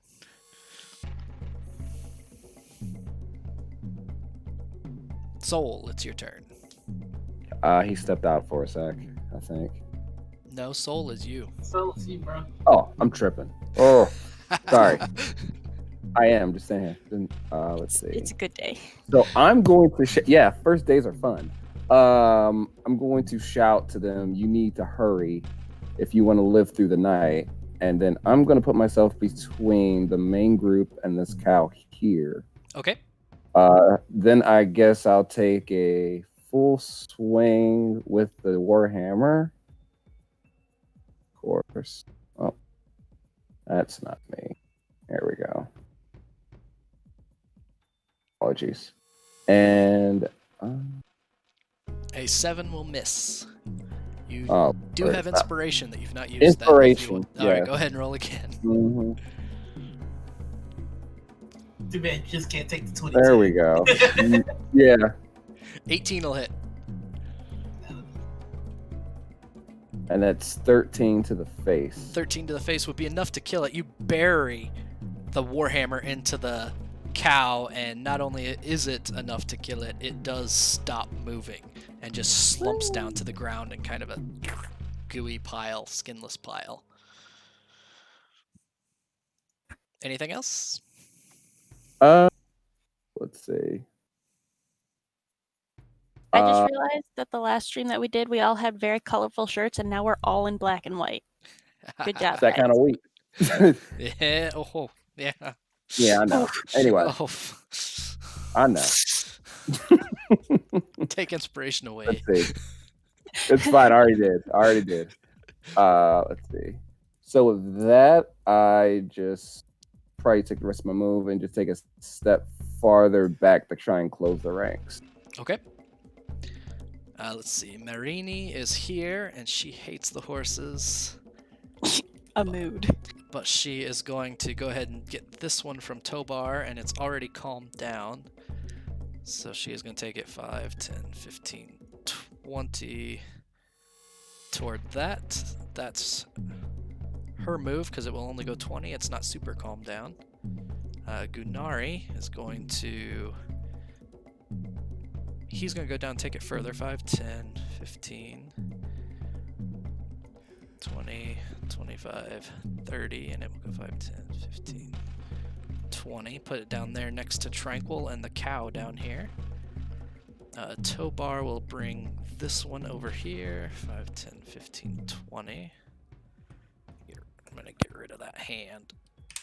Get rid of all Oh, the that hands. stinks. I forgot the cow was prone. I would have had advantage. Dang it. Yeah, that's why I asked. Oh, I completely forgot, yeah. It's all gone. It's already gone. It's fine, and it made fun. I missed.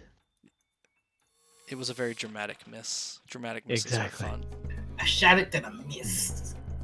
Then it goes to Narilla, who is up here. She is... Let's see, though both those horses are under control. She is just going to fall back to here to grab a horse when it's time to grab a horse. And then Ficus, go ahead. We're gonna go pew pew at the one in the bottom again. Absolutely.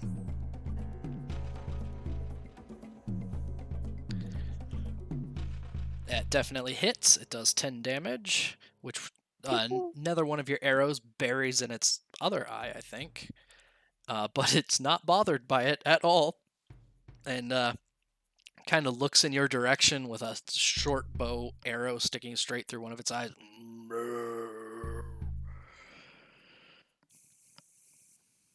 Yeah, I'm just going to mutter a bunch of cuss words under my breath. Not loud enough for anyone to realize that I'm losing my composure up here. Anything else?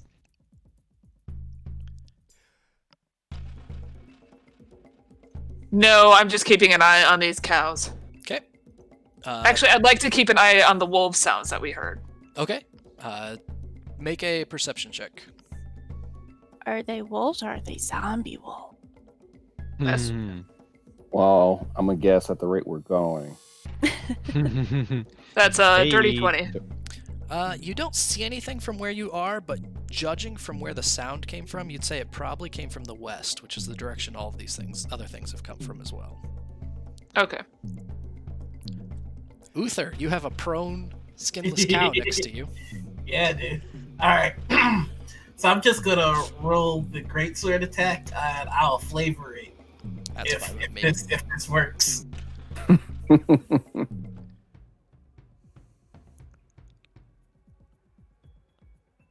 Roll well, buddy. 21 will hit. Alrighty. Cool. So can we do that thing where we see if it dies or not? Oh, yeah, we'll see that. So that would be 13 damage to it. So it needs, it fails. So yes, this whatever All right. you do is going to kill it. So while it's prone, I am going to grab it by its 2 cow legs, and I'm just gonna like do a big windmill swing with it until it hits the greatsword and cuts it in half.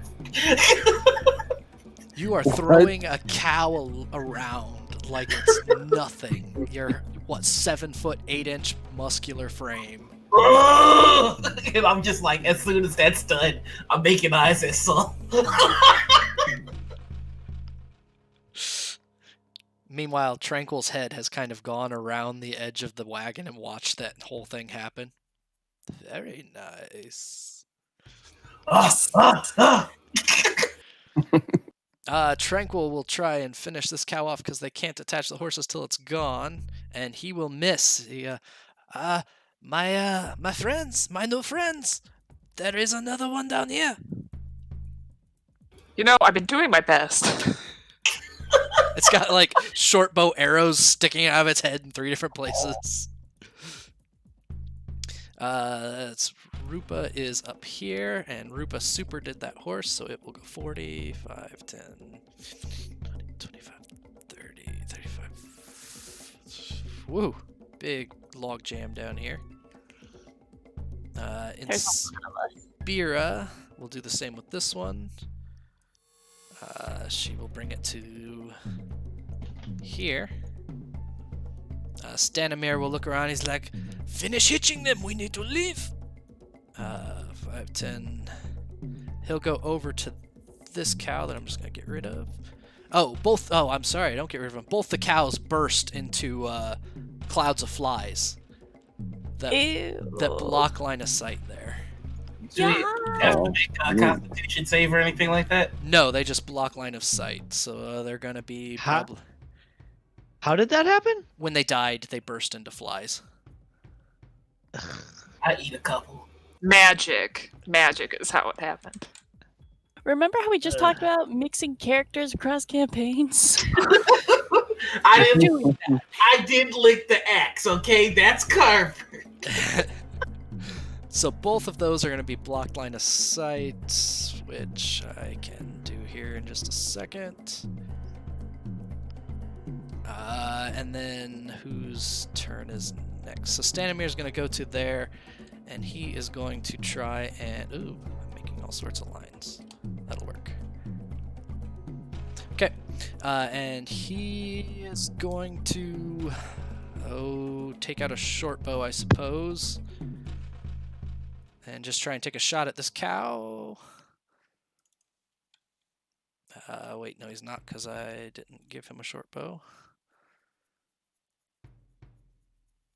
Oh, yes, I did. I believe in you, roll 20. A 13 will hit, 6 will hit, but is it enough to kill him? It's not. So the arrow... So this cow is now missing both eyes to short bow arrows from 2 different characters. Stanimir is just like, what? Well, I want to... I hate these things so much. Ficus screams, I know, right? Then finally, like, to the fact that she's actually been standing here this whole time trying to take down this cow, and nothing is going well. Honka is going to position this horse past Uther and kind of bump you out of the way, Uther. And he is going to hitch that horse right there. That's his turn. And Leaf, it's your turn. Does Leaf have any sense about these wolf sounds? You heard the howling. And with your passive, that's enough to know that it came from the west. There were 2 of them. More like how soon they might be here. You can use a survival check, perhaps, to try and pin that down. Sure, that makes sense. And I am trained in survival. How about a 13? It's not great. They sounded very, very close. Okay. So he's gonna be like, let's end this quickly so we can be away. Let's see. So that's 15 actually to get to there because people and stuff. So I'm just gonna go over to here, I guess, and rinse and repeat. Short sword, 15 to hit, 15 will hit. 7 piercing damage. 7 piercing. Let's see if that is enough to kill a cow. It is. You Finally. finish killing this cow that Ficus has been shooting arrows in for the past 3 turns. Leaf looks down at it and says, "And stay down." And then I'm gonna use my last bit of movement to come over here and just keep guard, like to watch. I essentially, I'm watching out this direction to make sure if that's the direction I think they were coming from, then I want to have the first eye on it. Right. In fact, I'm probably gonna sheathe my short sword and hang my hand axe back on my belt and pull my bow out again. Okay, sounds good. You kind of look out into the darkness and you don't see anything quite yet. Cool. I'm just on guard then. Aranex is going to finish doing, let's see, 5, 10, 15, 20. 5, 10, 15. This horse is calm. He's going to grab this horse, lead it right over to the other side of Uther. Uther, you're kind of sandwiched between 2 horses that are being hitched onto a wagon. And Can I just like shimmy away? Yeah, you could pop out here if you'd like. There we go, that worked. And then that is going to be Bright's turn. There's a horse right in front of you. I would love to take that horse and put it where it needs to go. All right, so you've got, this is a super calmed horse, so you have your full movement. You still have your dash up, right? Yes, I do, for 10 minutes. All right, so you are able to lead this horse all the way down to that last caravan, and you'll have an action to hitch it. Yeah, I do that thing. And then Leaf, just at the edge of your 60-foot dark vision, 2 wolves come into view. Do I have any extra movement? 15, 20, 25, 30. You have 5 spaces left. Are there any like stragglers that it looks like I could like drag them into a wagon for shelter? Most people have either made it into a wagon or are pretty close to a wagon. Okay. I would like to head towards the not most that are already in the wagon, just in case. So 5, 10, 15, 20. So I'll put you back up here by the fire. Sweet. Oh yeah, probably like, hey, we should not start a forest fire and extinguish that before we leave. Just, hey everybody, fire safety. Anyways. Spreading It's good messages important. here. Don't burn down the town, even if they're questionable. So Leaf, as you are watching into the darkness, right at the edge of your dark vision, 2 wolves kind of break through and they make it this close to the rest of everything. Can you see both those fine? Oh yeah, they're a little farther south than I thought. Okay, I can see. Yes, I can see them both. Okay, that's their turn. Soul, it's your turn. All right, since I can't see anything, did I hear the wolves? Your Leaf would call out. Leaf would call out that there are. I see 2 of them so far. They seem to be. Let's see. What do you say? They're coming from the east. It's the west. I flipped the cardinal. Okay. But yeah, it's the east on the map. North is south. Yeah, it's east on the map. They're heading west. In order for the water to be on the correct place on the Daggerford map, I rotated the cardinal directions 180 degrees. Sure, no worries. They're coming from the west. They're coming from that way. Yes, they're coming from that way. All right, then, well, since I can't see anything, I'm just going to switch to my javelin and ready to action to throw one if I see one come into view. Okay. The first wolf, so. And And that'd be done for me. Okay. Then that is going to go to Marine. And she is going to head into this wagon and be done with this whole thing. And then Gunari is going to head in, or he's going to take that horse down and hitch it there. So all the wagons are hitched, and Gunari calls out, "Everything is hitched, Vistani! Mount up, let's get out of here! Our new friends, please cover us as we go!" Tobar heads to his husband's wagon and hops in. Narilla has disappeared somewhere. Where is she? Oh, there she is. She's going to head to this wagon and hop in. That gets her out of all that. And then that is going to go to Ficus. Ficus can't see diddly over here, so she's going to hop down and attempt to climb up this one. Okay, go ahead and make an acrobatics check or an athletics check, your choice. Definitely not athletics. 12, it's enough to get you up there, but it uses up all of your actions. Okay. I guess she will just stand there, then. Okay, Uther. Yo, alright. So, he's just gonna kind of walk through the flies. Okay, sounds good.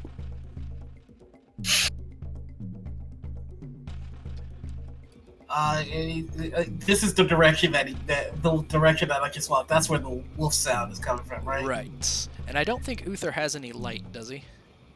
Nope. Okay. But So- you know what Where did he the has rock anger. go? The rock is over the. It's on the other side? It's on the other It's on side. the east. Good Yeah. deal. So it's all the way over here on the road. Trying to think of advantages here. It's all good. So Uther stands in the darkness. Anything else? You know, he does have a torch, so he's gonna go in his sack angrily, pull out his torch. I guess use his action to light that bastard with rage. How much damage do you do to the torch? You, in a fit of fury, light a torch. And seeing, so I think he moved 10 feet so far. Yes. All right, 15. he's going to stab the torch into the ground, Okay. and then he's going to 1 second.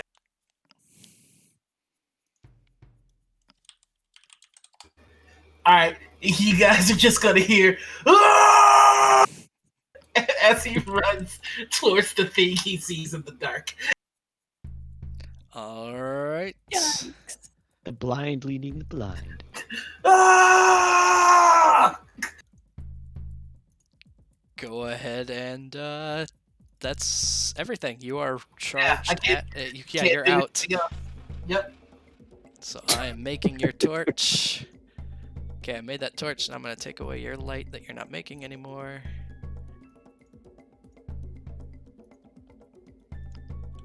Alright, there we go. And it goes to Rupa, who is going to hop into a wagon. And Inspira is going to hop into a wagon. And Stanimir is going to hop into a wagon. And they're all just jumping in the closest one at this point. Honka is going to hop into a wagon. Goes to Leaf. Almost everyone is in wagons except for Gunari and Aranex. And these two wagons up here have already started to move out. Great. So they, I can see these creatures, right? Yes, they are normal wolves.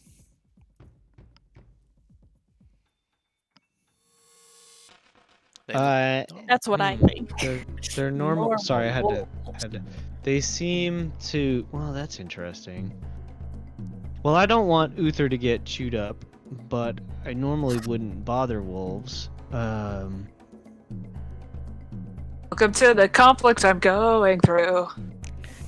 I mean, as far as As far as Uther's concerned, it's dinner with a coat. Yeah. I'll say, Uther, it's Alright. nearly time to leave. You've already had like 4 dinners. What are you I'm doing? a big boy! So Leaf is going to. I think he's just gonna step down to like here to get a better line of sight, and then shoot this wolf and try to get Uther to get moving. Okay. 19 will to hit. hit. 12 piercing damage. That's an excellent roll that kills a wolf. That surprised me. All right, you kill a wolf. The arrow I am an flies expert true. hunter after all. You are. Uther, we don't have time for this. Let's go. And then I'm gonna use the rest of my movement actually to pull back. Are these flies still here? Yes. Okay, then I'm gonna sort of move like around the tree if I can avoid them. Yep. No problem. Okay, so that's everything for me. I still have my bow at the ready. Okay. Aaronix is going to get into a wagon, and just before he leaves, he's going to turn to Bright and say, "I hope one day that I hope to see my daughter again soon." And he gets in a wagon. Yay. So that is everybody but Gunari, and it's it's Bright's turn. I skipped Bright. I apologize. We're supposed to go with them, right? I'm supposed to get in a wagon right now, right? They asked Crew? you to follow. So I will? Okay. Can I? Yeah, if all of the Vistani are in wagons, then I'll just follow Aaronix in. Everybody but Grandpa Gunari is in a wagon. Oh, I'm helping Grandpa! Okay. I'm gonna use my extra movement to just like come on and pick him up and be like, okay, let's go, buddy! Alright. Oh, Grandfather! So you get Gunari into his wagon there. And I'll then, just stick with him, I guess. Okay. And I will toss you in Gunari's wagon. Alright. Then there is a wolf left that immediately charges 5, 10, 15, 20 at Uther and immediately tries to take a bite out of Uther. Get some! An 18 will hit. Get some! You need to make a strength saving throw. Oh no. And it's with advantage because you're still raging. So Whoa, 13 will barely. pass. And you take 6 damage, which is 3 because it's just normal piercing. Yeah! As a wolf bites into your leg, shakes. And it goes to Soul. All right, since Soul didn't see any of that, Soul is going to head to the first wagon. I'm going to hop in the passenger seat and just hold my javelin at the ready in case anything else decides to run up. Okay. Narilla's gone. Tobar's in. Everybody's in. Ficus, you're standing on top of a wagon. And Bright just jumped in the wagon you're standing in. Fight is just going to shout, Uther, I have snacks and I'm leaving! And then she's just going to like hunker down on the top of this wagon for right now, just so she can keep an eye. She can't see the wolf from her vantage point, so she's just going to try to keep an eye on like Uther coming back. Okay, speaking of, Uther, go ahead. Yeah, let's do this. I'm writing these quotes down because they're important. 18 will hit. And 15 will kill a wolf. So he just picks it, like, as it bites him, he, like, grabs it by the neck, and with one hand just lets the sword sink in, bringing it closer, and then bites it back.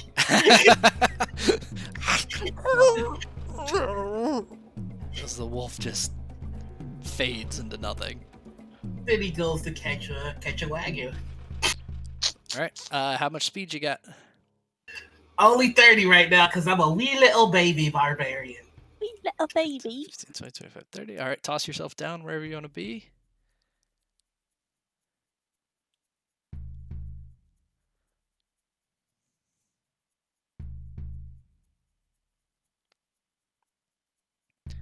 And then it goes to Leaf. All right. Sorry. So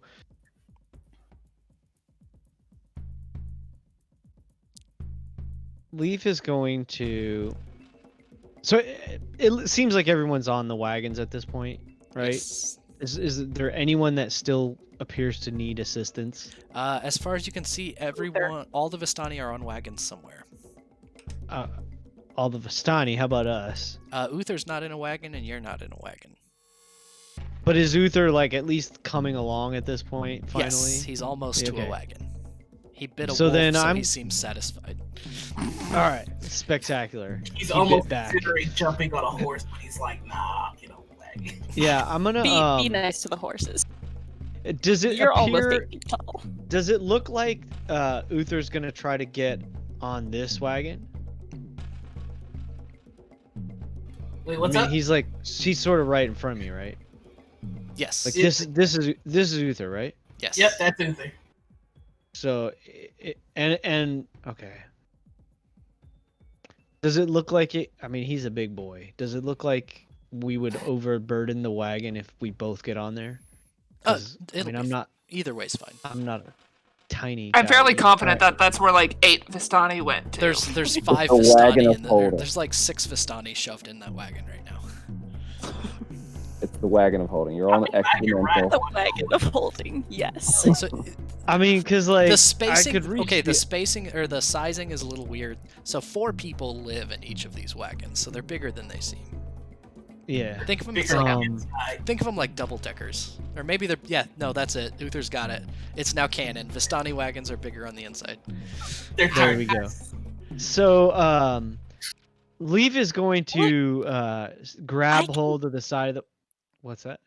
I was just gonna say, like, I'm an artificer. I can make bags of holding. It tracks that a more experienced artificer would make wagons of holding. Like, Absolutely. I'm all for yes, the canon. manipulation of space with magic. So Leaf is going to sort of like grab the side of this wagon and swing himself up on top of the wagon, similar to how Ficus has done. All right, you have a climbing speed, so I'm not going to make you roll anything. Sweet. So I'm just gonna get myself up there and sort of be crouched / sitting on top, just bow ready for whatever might come at us. Okay. Bright, you're in there with there's like 4 Vistani in there. You want to do anything else while you're inside the wagon, or just kind of chill? Can I not be inside, but like be hanging halfway out? Like, what is the Yep. setup? You open the half door on the back, and you can hang out the top of the half door if you like. Sweet. All right. Or like, oh, sorry. is go there ahead. like sitting up by the driver or something? If you want to I get don't out know. and circle around, because right now you're kind of in the back of the wagon, so you'd have to get out and circle around. So these have a door on the back. That's Yeah. one of those. What are they? Dutch doors. Yeah. So the top Yeah. will open and the bottom will open. Nah, I'll just hang out the back, I guess. Okay. Soul, you are sitting on a driver's seat of one of these wagons. Anything? Oh, or I'm do you just wanna driving? Wait. Yeah, I'll why drive not? there. All right. Yeah. So Soul and his wagon start to leave. So does Finka and her wagon. Ficus, you're on top of a wagon. Are you happy there? It's just what Uther's gonna do, so we can kind of drop out of order. So Uther and Really Leaf- happy. I don't know who the or driver Uther- is, but I would try to talk with them once we started moving. Okay, sounds good. It starts moving, and that's Coloro is the driver there. He's like, we are on our way, and we thank you for coming with us. And that southern wagon starts to pull out. Uther, you're jumping in the wagon right there. I'm gonna jump next to the driver, Go ahead. and I'm gonna be like, teach me. Well, like, check. Would you like me to make this happen? Narilla is there, and she's like, "Trust me, I know what I am doing. Let's leave the learning for another time, shall we?" And she nickers, and the horse, all the horses, all the wagons start going. Bright and Ficus and Leaf, all of you guys kind of see in the distance as the wagons start to leave this clearing. A absolutely just massive undead bear breaks into the clearing behind you guys. And just starts like plodding along behind, but it's pretty clear it's not going to catch up as the wagons take to the road, cross the bridge, and start traveling into the countryside. Hooray. Hopefully, it will chase us and get away from the town. Narilla, who's driving the wagon you're standing on, will call up. It's like, "It won't be long. After we leave, it should just drop in its tracks. At least that is what we have heard." Strange. Yeah. All that we are protected from when we are in our Lord's country seems to chase us whenever we are not. And the wagons kind of travel along the road for a little bit, and as they start moving, that thin mist that was over the road kind of grows deeper and deeper and deeper, and a fog rolls in, blots out the moon above. Everything kind of gets darker. It gets quiet except for the sound of, somebody seems to be playing some kind of like pipe music inside one of the wagons. It's filtering its way through, but besides that, it's just kind of the jangle of the harnesses of the horses. Maybe some quiet singing in some of the places, some of the wagons. As you travel down the road, the fog just gets thicker and thicker and thicker until you can't see even your hand in front of your face. Caloro, who's driving the wagon that Ficus and Bright are in, calls out, "We shall make it to the land soon. Have no fear. Well, be on watch. I suppose have no fear is bad advice. Be afraid, but not too afraid. You are with us, and that counts for something. But I must warn you," Caloro kind of goes on. He says, "once we get there, we cannot be seen bringing you in ourselves. It will put all of our people in danger. We will take you to the land. We will drop you at the gates. And then it will be up to you to stop this curse that is on our Dark Lord." The fog kind of pulls back just a little bit, and you're on a road again. But it's not a familiar road. Leaf, who has spent a lot of time in the outdoors, it's very clear that these trees are not the trees that grow in Daggerford. Ficus, who's lived in the forests of the region of Daggerford her entire life, cannot recognize a single stone upon the road. Bright knows exactly where she is. In many We're ways, home. she is home. The Dun fog. dun dun. Sorry. The four wagons come to a stop.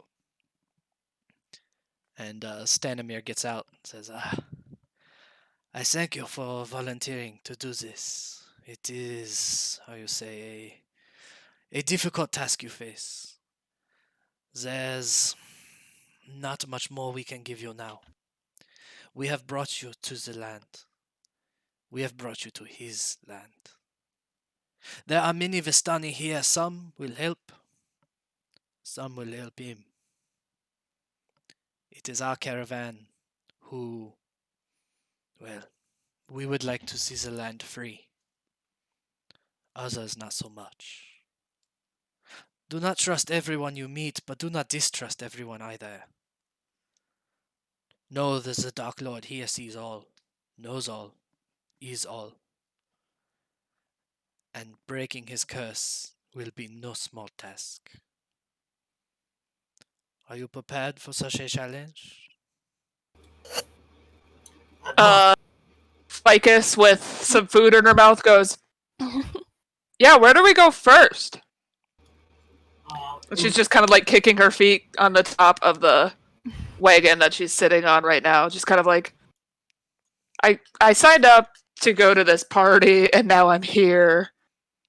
And she's just now realizing, like, she's completely out of her depth. She doesn't know what she's doing. Uther is going to reach a hand into Fig Snacks and take a little bit. You're in the other wagon, bro. You're in the wrong wagon. You're in the wrong Yes. wagon. God damn it! Yep. That's why when I saw you like go up to that wagon, I started chuckling over here because I was like, man, Uther did not know that I was on the top of this wagon. Ah! Stanimir looks at you and he Are says, we like? "Sorry, Are go we ahead." all unloading and stuff? Yeah, he's asking everyone to unload the all the wagons have stopped in the woods, the Svalich woods. And Stanimir kind of gathers you guys together at the back, and he says, "Give us some time to get a little bit ahead. And once we are ahead, follow after. I expect you will have some slight trouble at the gates themselves. Our Lord does not like guests, and when guests come, he may ask questions of you. Answer truthfully, or he will know. Answer sincerely, or you will regret it. Say nothing of us, please." Then how are we supposed to answer truthfully if we can't mention you? Find a way around it. Deflect, but don't lie. It is dangerous ground to tread upon. And I say this not for your own sake, but for ours. The Lord, he protects us. If he learns that we have brought you here without his permission, he may remove his protection from all Vistani. All of our people could be in danger. Didn't seem like you were very protected when the monsters were chasing you. That will never happen here.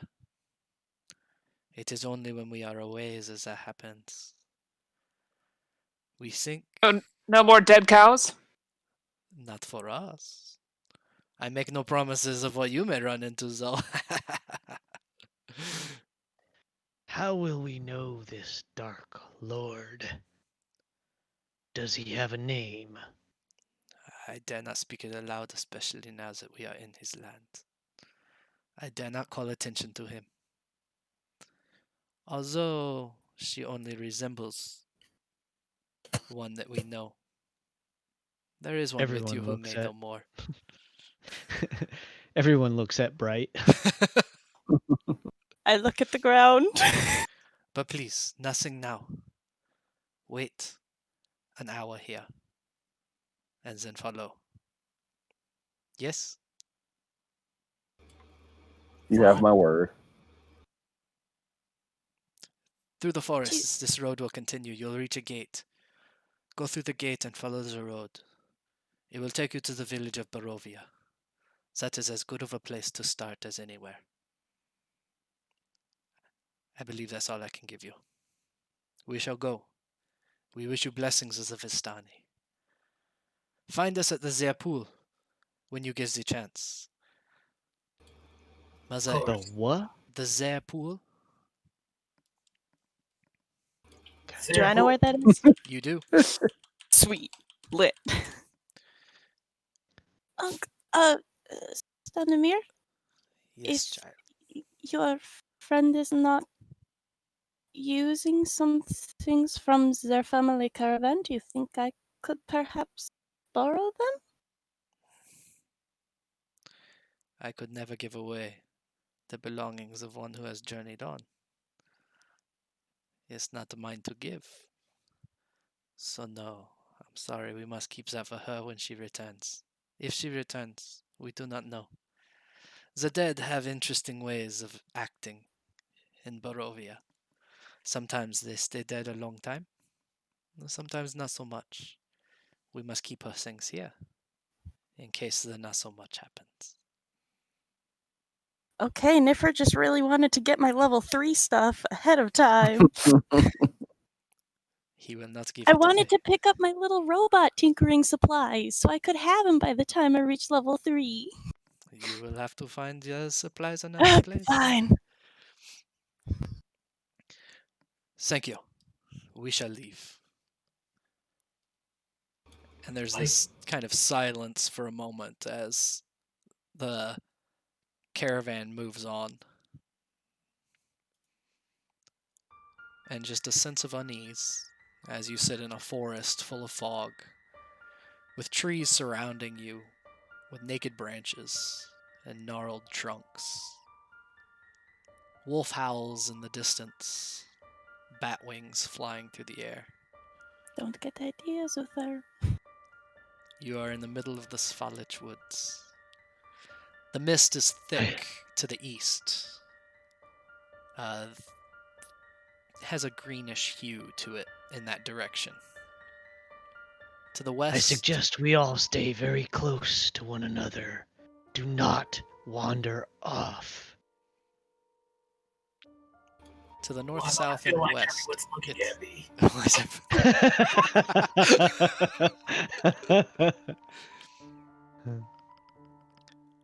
So they asked you to wait. You kind of hear the sound of the horses fade in the distance. Well, that's going down. Furia's gonna look at the party and kind of ask, so, the robot's here for honor, and I'm here to fist fight an immortal. Why did the rest of you come? Leaf kind of looks at the group and just... Yeah, he just looks around at you all. Isn't it obvious? No. Do you also want to fist fight an immortal?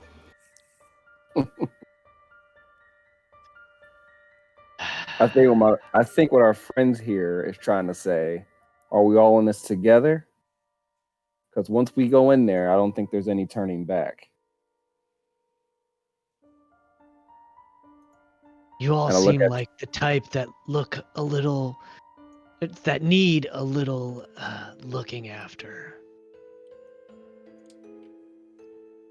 I'm sure you're all capable of taking I just care like of yourselves. point at Ficus Yeah. in like full Will Smith gesture of like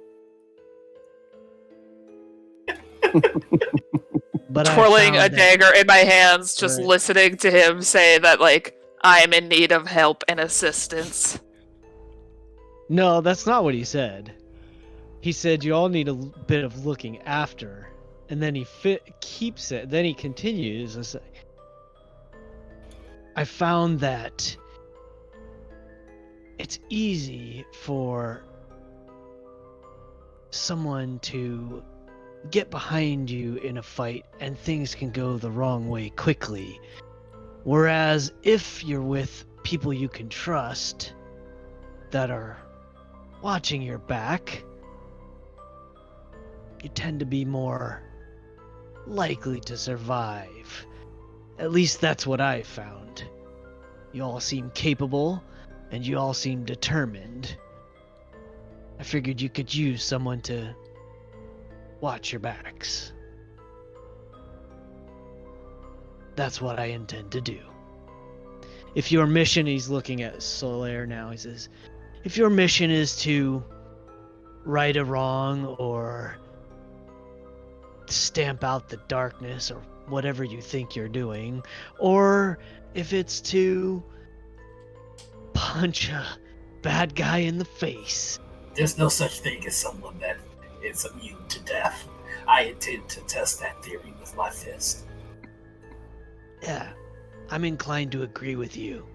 Whatever we saw back there, those disgusting creatures, that's not right. That goes against nature, and I don't abide it. So, I'll do what I can to help you all set things right. And you two? My 2 cents on the matter is a little bit split between Leaf and Soul. Mainly, this is all real weird and unnatural, and I don't like it, and if this were to come into my forest, I'd have a really big issue with it. So I kind of want to nip it in the bud. I'm not having this spreading. Like, it's already too close if it got out to Daggerford. I'm not going to let it get to my people. So, Precisely. I'm here for them. Completely agree with you, Ficus. It won't get to your people. It only follows the Vistani. Yeah, but what if the Vistani want to come chill in my forest? They should be allowed to. Alright, that is fair. It's a cool place. I don't think that we have ever been there. Well, once we nip this in the bud, I'll take you. Okay. First, we bring death to the deathless. Yes. The hour passes to give the head start to the other Vistani, and you begin to follow the old Svalich road to the east, or to the west, away from the wall of green fog behind you, surrounded by thinner but still dense white fog to the north, south, and west. It's an uneventful 5-hour walk. Whew. Black pools Sorry. of water stand like dark mirrors in and around the muddy roadway. Giant trees loom on both sides of the road, branches clawing at the mist. It would be somewhere around 3 in the morning at this time. From the party at the Grande Masquerade, to the after party at the Vistani camp, to the battle and then the walk now, bringing you into the early morning hours in this strange place. At the end of your walk, you reach a set of gates that you should all see now, I believe. Yes, I do. Center this so that it's the stream too. There we go. Quick note for the DM, would I have been able to grab some branches just as we were walking down the path? I'm fine. Just small ones? Yep. Okay. Why are they missing their heads? The fog spills out of the forest and swallows the road behind you. Ahead, jutting from the impenetrable woods on both sides of the road, are high stone buttresses looming gray in the fog. Huge iron gates hang on the stonework. Dew clings with cold tenacity to their rusted bars. 2 headless statues of armed guardians flank the gate, their heads now laying among the weeds at their feet. They greet you only with silence, 40 feet above. The gates are closed and locked. Well, that's rather foreboding. Just because no one is watching anymore.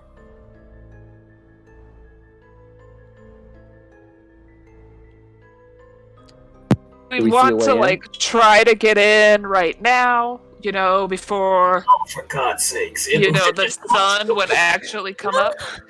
Dang it! Boom, boom, Why? boom. Everybody For the has- I second ruffle my time. snack bag really loud. Just shake it. Every party has one. Uther, as you approach the gates, Leaf, there's something that you notice, and the other one of you with a 14 passive. I can't remember who that is off the top of my head. Probably Solaire. That's me. Yeah, so Uther... I also have 14. Okay, so then it's Ficus Oh. and Leaf. You notice that the fog on the road behind you has noticeably thickened. Rather than the thinner white fog, that green wall of fog, the sickly greenish hue, has been following you this whole way, and it appears to be moving even closer. Has Uther. anyone else noticed that the fog seems to be getting thicker? Yes. I am concerned. That's how it is here. But is it the Interesting. shade normally? DM, is it the shade normally? You know exactly that is something you don't want to be anywhere near. So is it a familiar I know not to be near this shade? It is, yes. Okay, cool. Yes, it is normally that shade, then we should not go in it or near it. Charming place. Then that means we need to get inside very quickly. I am now can I- banging on the door. Yeah, I'm getting to the door banging. While you guys are discussing the fog, Uther is banging on the door, and there is a sharp wind that blows from the top of the gates down. And Uther, you are familiar with the scent that comes with it. It's the scent of death itself. And there's a voice carried along the wind. It at first seems almost charming, almost intoxicating in its own way. It's something that calls your attention. But you know, as one who has seen death many times, that what this sound means more than anything else is death itself. And the voice asks, "Who dares to enter my land?" All of you can hear this voice wash over you. It's not loud, it's not yelled, and it is felt as the words pass through your ears, across your body, down your chests. Uther from the Somerset Mountains.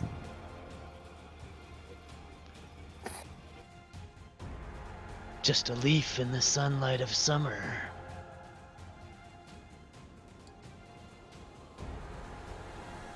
A son of Lathander.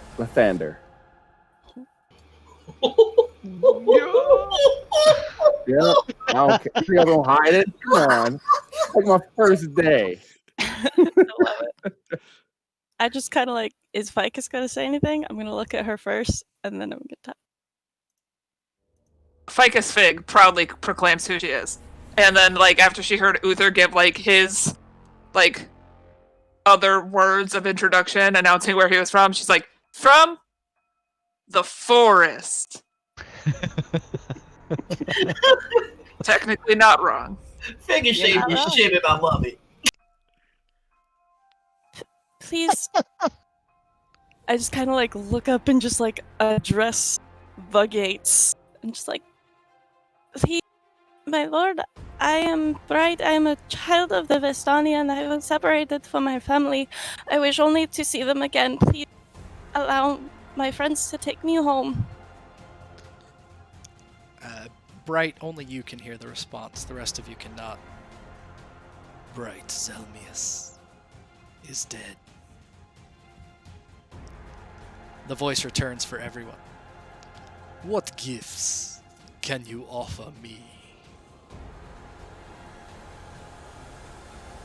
Well, I hear you have an immortal that needs to be fist fought. No. You idiots.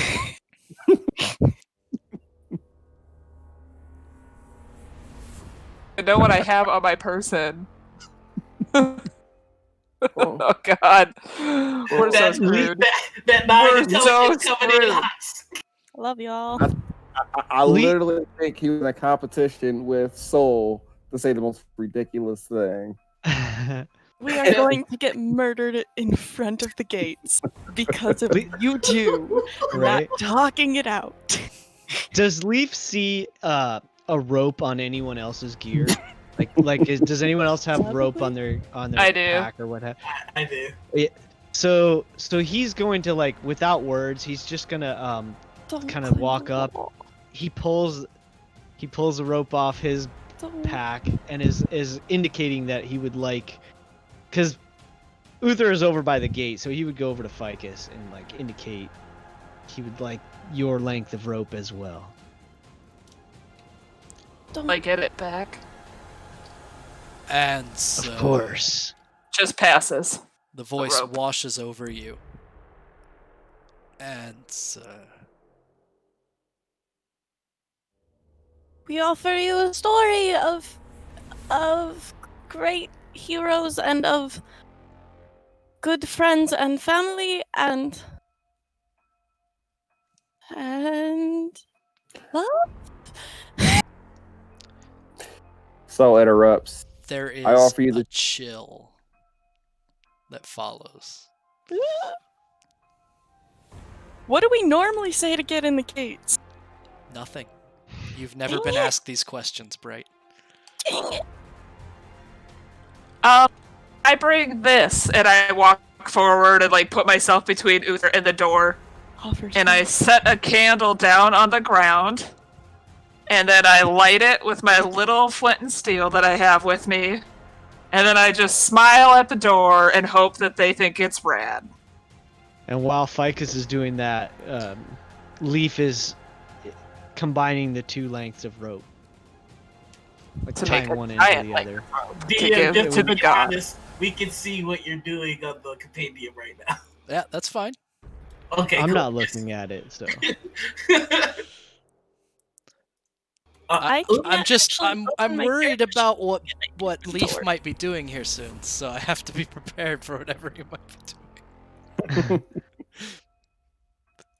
Don't. I mean, Leaf is getting prepared to scale the wall. It should be pretty obvious. I just like 100% have like Jurassic World hands out towards the entire party of like, stop doing things, everyone stop. Like, who even is asking all these questions? Like, It's the Lord, Leaf and Soul, Lord of the Land. your Just bodies stop. go cold. And both of you make charisma saving throws. oh shit! I can do that. Of course, every time I want to close Solaire, I need Solaire. 12. That's not very much. Yikes. No, especially not if we're talking to any big bad right now. Mm-hmm. 6. Both God of you bless. immediately answer. You're Wait, compelled to answer. Solaire has What gifts inspiration do if you he offer wants. me? The teachings of my God. That's what I was trained to do. What do you expect? He used his inspiration to fight a cow earlier. Yeah. You stepped away for a second. Leaf is just going to say, the gift of my attention. Your present is my presence, okay, my dude? The voice continues. When will you be worth my time? Well, give us time to power level and we'll be with you soon. That's never. Don't write that down, Dane.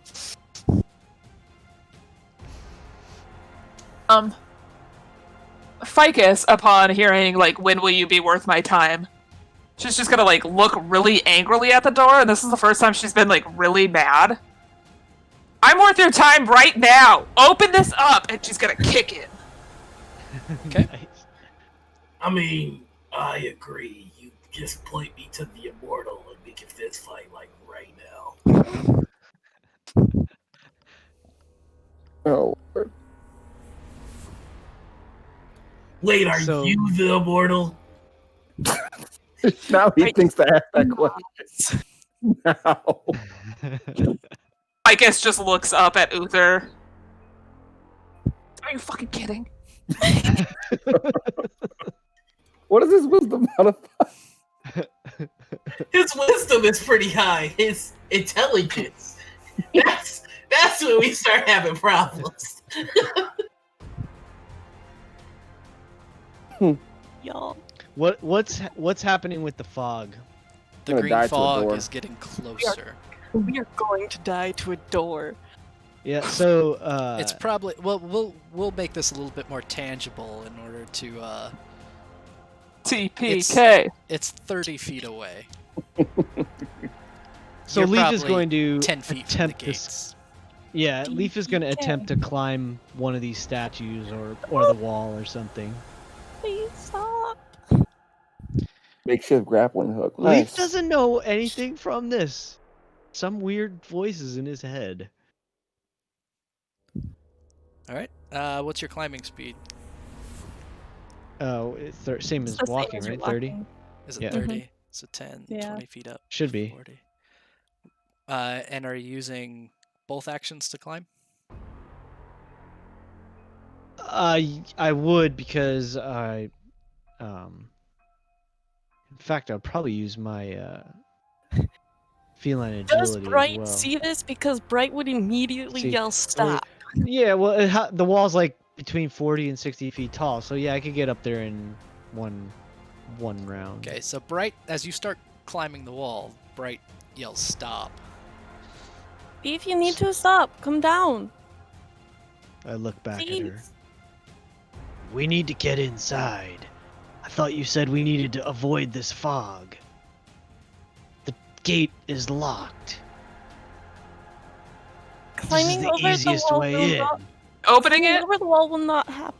The Not fog closes into 25 feet away from all of you. If you're an immortal and I snap your neck, what happens? What was the Leaf question keeps- that we all need to answer most recently? When will you be worth my time? Give us a year. That should be nothing to you. Oof, you're about to sign a year of my life over? Okay. Can you Yeah. live without your heart, or do you still need all your stuff? It just heals quick.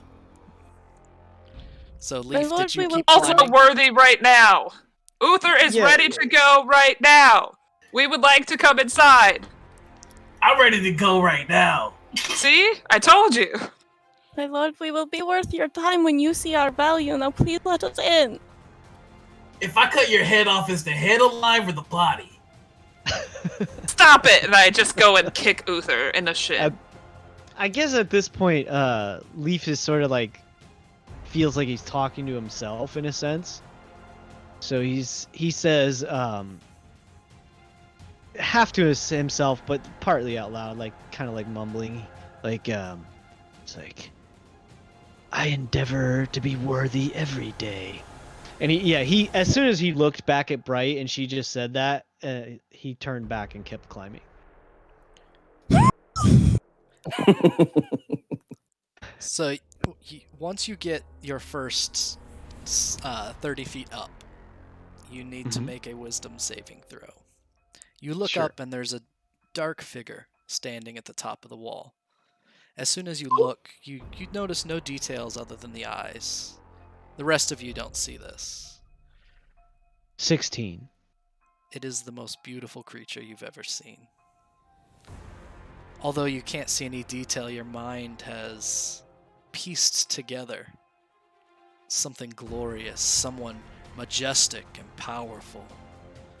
It causes you to pause in your climb as you cling 20 feet to the side of the wall. All you hear is, "Only 2 more questions, my child." The fog rolls in to 20 feet away from the rest of you. You used to be a hero, but then you fell. Why'd you fall? Did Where you fall? has your faith been placed? In myself! Now open this door! Just smacking on the door. My faith is in death. All things die. Leaf, And my- you are compelled to answer immediately every time now. Yeah, I'm and thinking about what he would say. You want to answer. Yeah, I absolutely. Gregory is thinking about how Yep. Leaf would reply. That's, yeah. Is that a yeah, chocolate Yeah. Pop-Tart? No, it's a Klondike bar. a Klondike dad bar. just Shit. went and handed it to me. So Niffer's Um, gonna be eating instead of answering, so YOLO. um, he would say,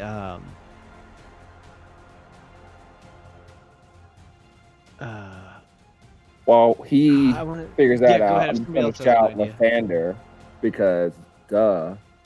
Because paladin. The Morning Lord. So I think Leaf is going to answer. I'm struggling to get exactly the right words, but it would be something in the way of like, like I have faith in the balance of nature, or something along those, or the power of nature, or the something, the destiny of nature, something to that degree. I don't know. Something nature. Something nature. Wow, what a ranger answer. Trees, plants, leaves. Yeah, I mean, yeah. The that. world. The green. The green. Yeah. More or less. And family and hope. What is your last question, please? Oh, that's what it is. I think that's what he would say is, I have faith in the inevitability of nature.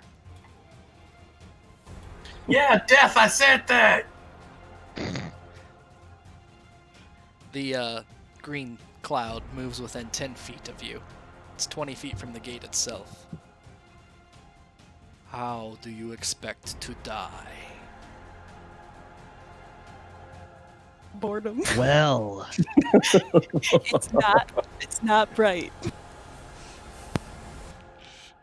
what did you say, Nip? She said boredom. Die of boredom. The cloud is now 5 feet behind you. Yeah. Leaf just says, well.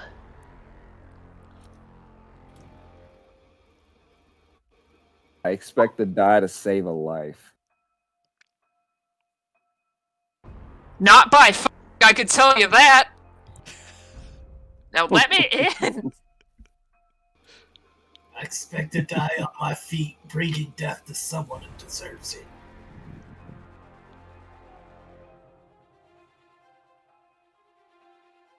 Is it a trick answer to say of old age? I really hope that I die of old age and not here right now.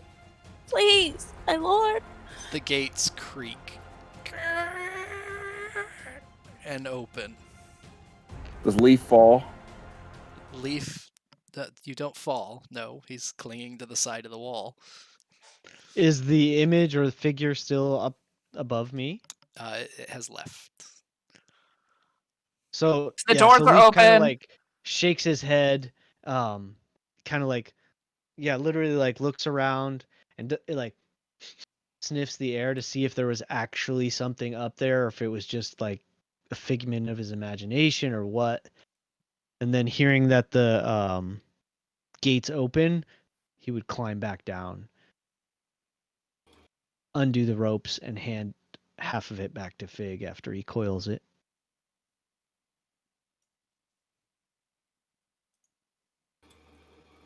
I suppose we've been granted entry. Let's go find that immortal. Just walks in. Yeah, I guess we I think shuffle we're in supposed very to go to quickly. Barovia first. I think that's what the plan was. And with that, we will pause for the evening. So Wow. That was the best. our plan, Group We are of gonna- brains. Threshold of the gates of doom.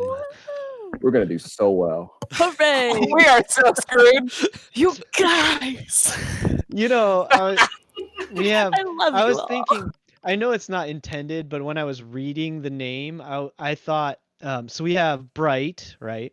Solaire, so bright, soul, leaf in the sunlight of summer. So that's 3 references to sun or light. And then I was when I was reading the name, Uther's like family name, last name, whatever he thinks of it is, it actually looks like it says Ra, which is the god of the sun, right? So I'm trying to, I'm like, okay, so where does ficus figure? How does that figure into some, I'm literally a plant that needs the sun to live. right? There we go. We got it. There's Sun Squad. So Yeah. something I will. Well, it is the Darkest Night, Brightest Light campaign. So Yeah, you put my name in the title. Thanks for that. well, it has been the title a long time. So one thing that we want to end with every time we play, and we're planning to end at 11:30, and people watching the stream probably saw a countdown. The countdown's for me, so I know when we hit 11:15, and we kind of pass that at an inopportune moment to stop. But our plan every session is to to take the last 15 minutes before we're done at 11:30 to talk about what happened. Things that were good, things that were bad, things we wish happened, things we didn't wish happened, things that maybe made us uncomfortable or comfortable, kind of as just a decompress of the session itself. If there's anything that like really didn't go the way we wanted to, or maybe it took up too much time, this is a time to. Oh, thank you so much, Voorhees, and Shinobi too. But this is a time where Yes. we're going to Thank talk you about to the that. chat. Yes, thank you, We're so chat. It was happy you awesome joined having you us. all. Losing. Yeah, so the good thing is that Niffer survived the hand puns, and the number that you guys had prepared on a whim was fantastic. She had a handle on it. I hate you so much. Oh no! She's on her way to your house right now.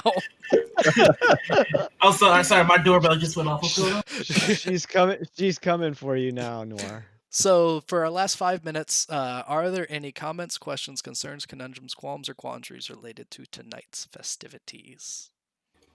Are there any in chat? That's an interesting inclusion. That's a great question. Yeah, that's awesome. So kind of the undead were super creepy, and I loved it. There's one thing I want to check in on just to make sure that I'm on the level. Uther did get a little out of hand today with some of his combat tactics. I kind of like that direction for him, but I just want to make sure that everybody's on board with him being a little. Hey, when inevitably really get you killed.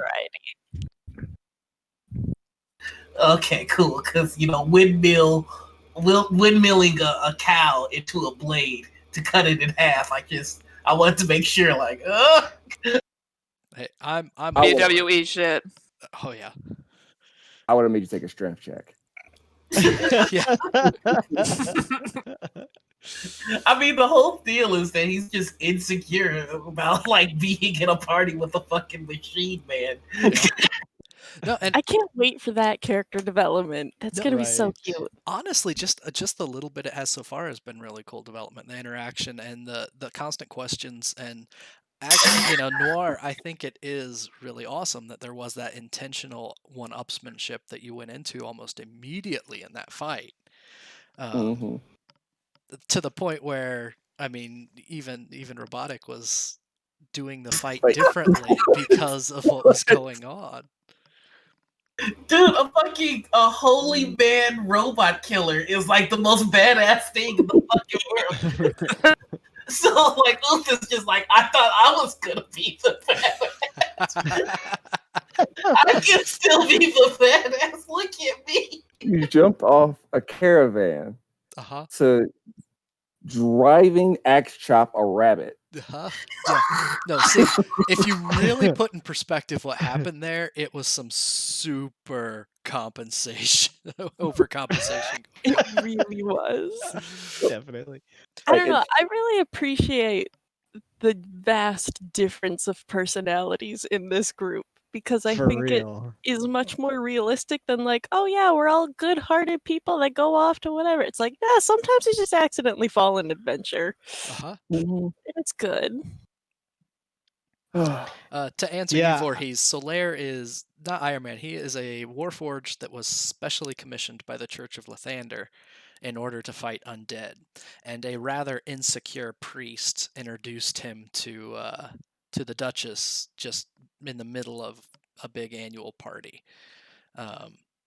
So he has not really interacted with the world in a meaningful way, and he's learning that not everyone abides by a eight times a day prayer cycle, and all these other things that you would experience in a convent. That I got one person who just more or less steals half a party's worth of food. I got one guy who just creeps in the shadows. One guy who super attacks everything he fights. And I don't even know where to start with. A fangirl. A fangirl. And a fangirl. That's right. Look, If I you have can kept extract my it, looks respectful, okay? I have not tried to look in your paneling. I think I'm very reasonable. so I'm just like, this is all very new to me. Yes. Side note, I rage finished my Klondike bar so that I could storm out of frame and throw my trash away, and now I can't feel my teeth. They hurt. All right. That's all. You did this, Noir. I did do this. I was trying to look like I did. And also I just want to call attention to Figgis, just being the session 0. Figgis looks like this deadly ass assassin, and she's still this deadly ass assassin, but the things aren't alive. So just the mental image of each shot being a kill shot and it not going And it doesn't Not work. Yeah. nothing. Oh gosh! And then Yeah. when that priest came in and also took a shot, I was like, "I told you," or not the priest, the Vistani. I was like, "I told you. This isn't just me." No, I actually really appreciated each time someone was condescending or rude to her. That's a big trigger for her. If someone calls her a little girl, Yes. or if someone's Oh, do you think you're worthy of spending time with me? She's like, fuck you, of course I am. I'm the No. bee's knees. The character Right. that Fig has that I'm just in love with is just how blatantly she's not giving you anything about her backstory. You're not gonna get. I am Figgis from a place. And I did things while I was there. Exactly. And speaking of very mysterious motherfuckers, Leaf creeps me out IRL. I don't know what Leaf's deal is, but it bothers me. Not Uther Noir. I don't know what's going on. I thought he was going to Edgelord, so I just let him be. He's that hot top kid. That's awesome. Super not, but I love that it feels that way. Yeah, you are pulling off edgelord vibes right now, whereas the rest of us are See, You're I'm just gonna run around and stab, and no one can touch me. I'm not getting Edgelord vibe. I'm getting secret bad guy vibe. So I mean, He's been yeah, Strahd that's the whole that's cool. time. Leaf's experienced. He's not this isn't his first rodeo, I think. Mhm. He's seen some stuff, I guess. Yeah, that'll come out eventually, I'm sure, in the conversation. We have such good backstories, and I can't wait for all of them. Yeah. It's been real fun to just be I know all these NPCs in the caravan, but it's also I want to know other people's backstories too. I just want to get to the point where Uther can start doing combo attacks with y'all. I cannot wait. Once I get to better levels, I can make you things, and you guys will be more effective, and it will be much better. No, he's going to ask me to do the Also, fastball special. I already see it. I saw it as soon as he said combo attacks. I'm like, he's going to ask me to do the fastball special. Watch.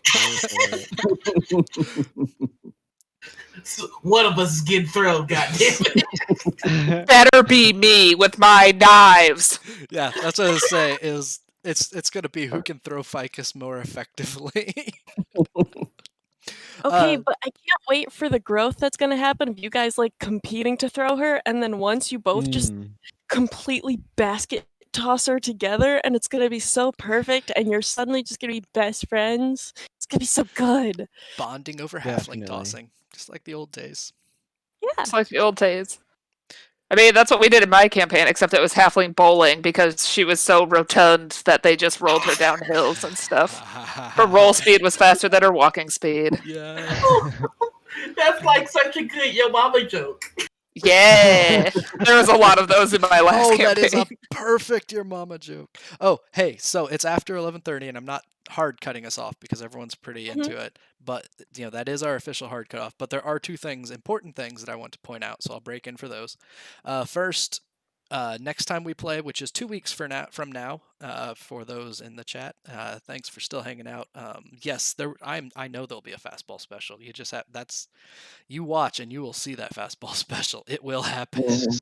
Plot twist: Ficus is gonna throw Uther. Yeah. Shh, don't give away the DM secrets. I will make a machine to make that happen. With a -1 strength, I'm ready for it. Yeah. So you guys will be level 2 at the beginning of our next session. Level 2. So you all Fabulous. level up to level 2. Hooray! So that's one. Oh, it's And gonna get gnarly. the other thing that I wanted to bring up is on a more serious note, because there was a lot of talk about the Duchess Karen that we had in our kind of chat in between. I did not intend to quote unquote fix the Duchess Karen after a single session. I don't think that was realistic. Now, a lot has gone on since the Duchess Karen was introduced, which made, just speaking very real from my end of things, I spent the last week just trying to think how to not look like an ass with the Duchess Karen. So I just want to kind of, upfront real talk. You guys, I mean, she was perpetuating a problem. Now, was it fully resolved? No. Did we at least we got to laugh at her expense, which was what I kind of settled on as the best thing.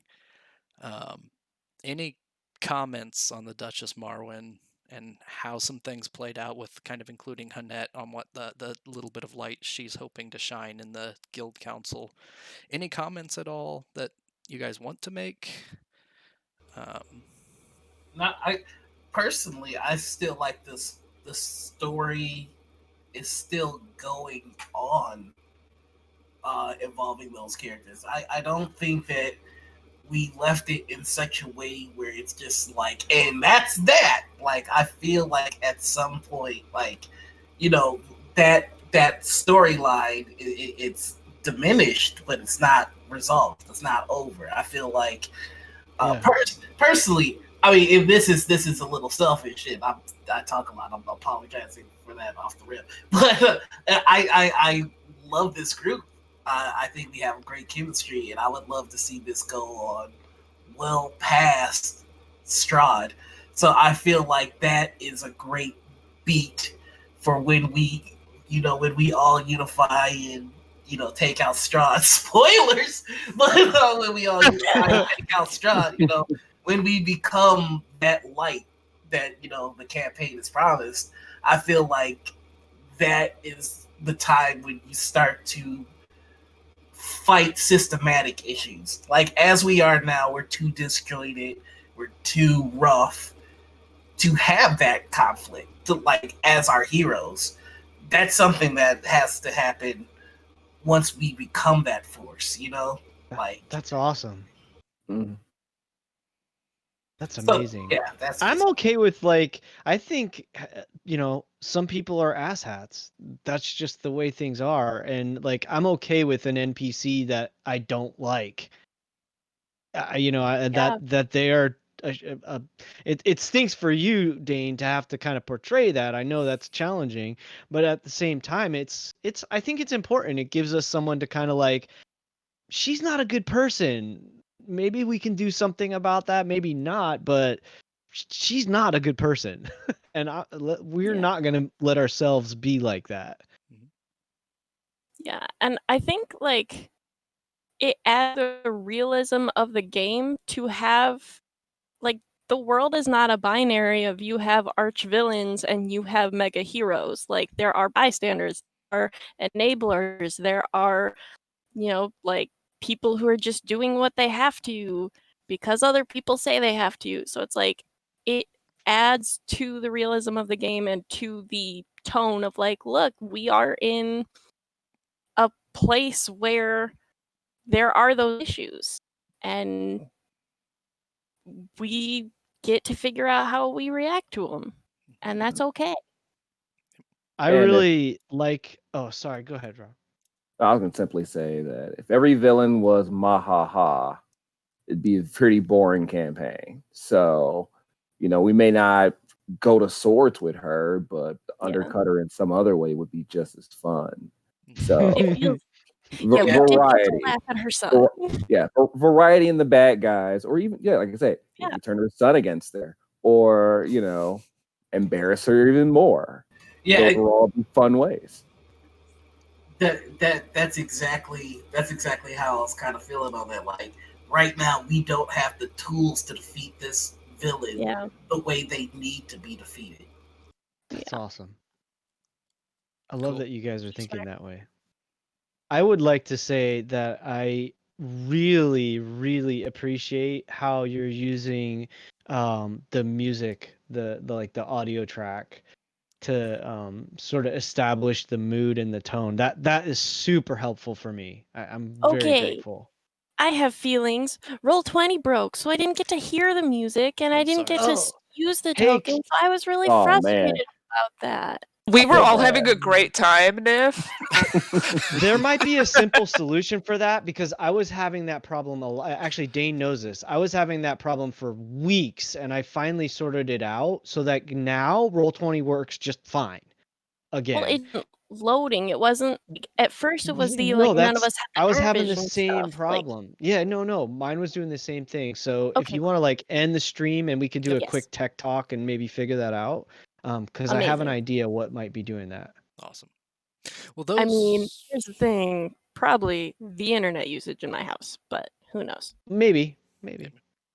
So those were those were the big things the big thing was the Duchess Marwyn was the big thing I wanted to cover, and also to kind of use as an illustration of the intention of this 15 minutes, or in this case, it was still about 15 minutes. It was just offset.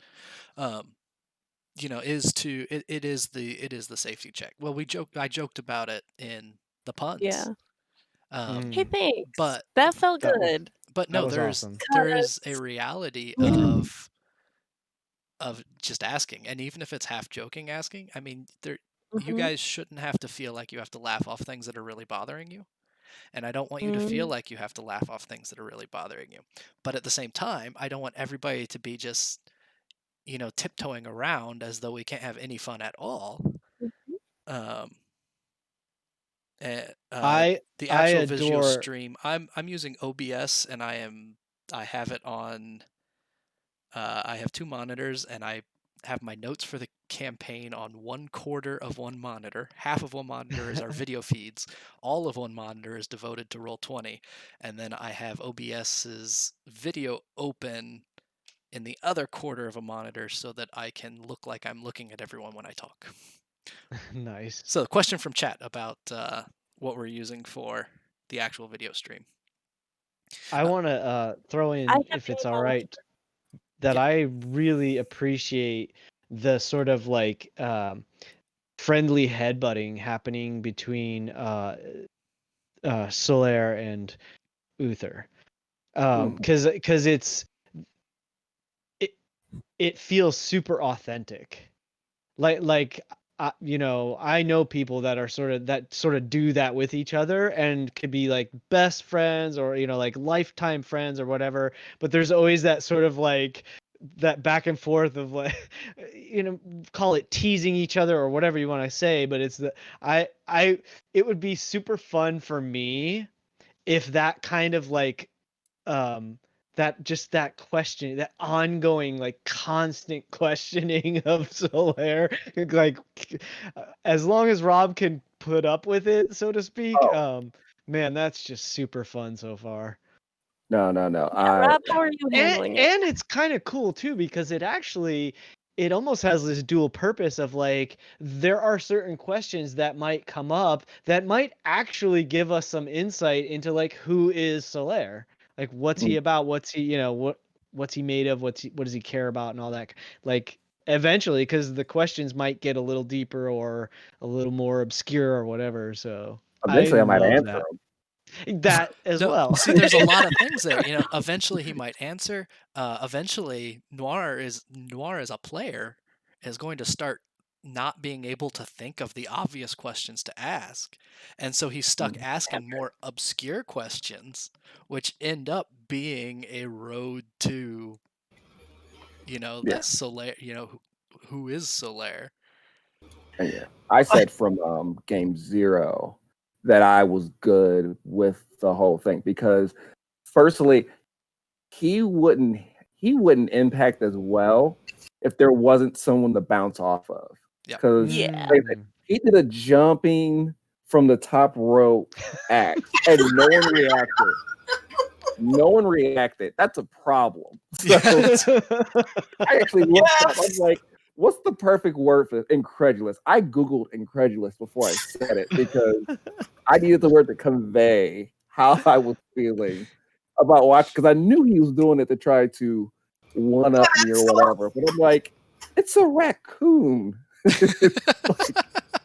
It's all better than him. He's so petty. It's a rabbit. It's so petty. He's so petty. And I feed off of that. That's real life. Like that is we would be best friends in real life. Nice. That kind of deal. Like, It it would work if Soul wasn't so cool about how he handled it. Yeah. Oh, Like- just too cool for us.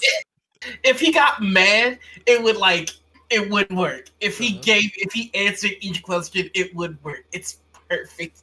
Like, Mad, mad respect for not breaking at Noir, by the way, because 100% break at him all the time. Like, good job.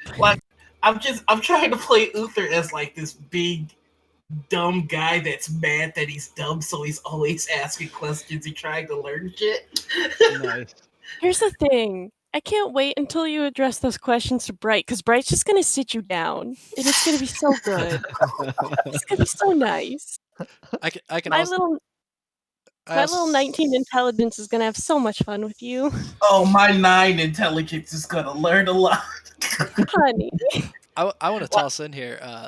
We had talked about the beginning of this debrief, but Corndog with Ficus, as these things are starting to very obviously bother her, I, Dane, was taken aback at how Ficus responded to Narilla's, kind of friendly accidental insult.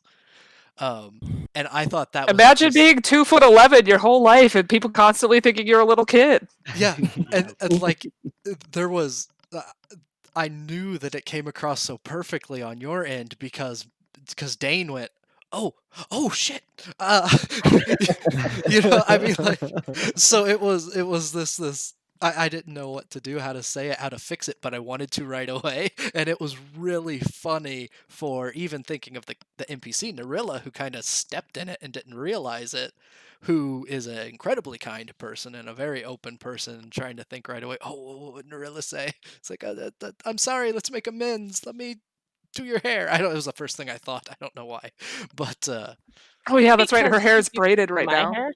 So I wrote down in my notes that is a move that Uther is going to use at some point when he makes a social faux pas, which is let me braid your hair.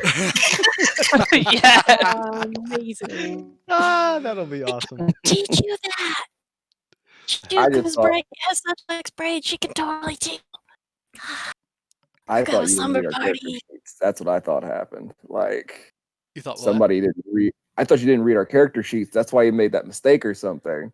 No, When you I caught a just little girl. it was just a kind of a flippant response from an NPC that wasn't even intended to be in any way condescending. But if you're somebody that's been 211 their whole life, that flippant response is heard very differently. Yep. I love playing small characters, mainly because I'm 6 feet tall. So, like, to be small and agile and quick is just such a unique experience that I can only experience in Dungeons and Dragons. I like playing tall boys because in IRL I'm 5'5" and I hate it. I can relate, brother. All right. Well, I think that now is a good time to pull the plug on our debrief. If you All want, right. if you want to stick around Perfect. for the Tech Talk After party. party. Oh, Tech that's Talk, fine. yeah. Yeah. I can't even remember how I signed off last week. But in any case, we'll be here on Last Hit Point Hero, Last HP Hero on Twitch in 2 weeks at 8:30 Eastern Daylight Time as the party enters Barovia proper after the third game. And we hope that you will join us. We had a lot of fun. Thank you so much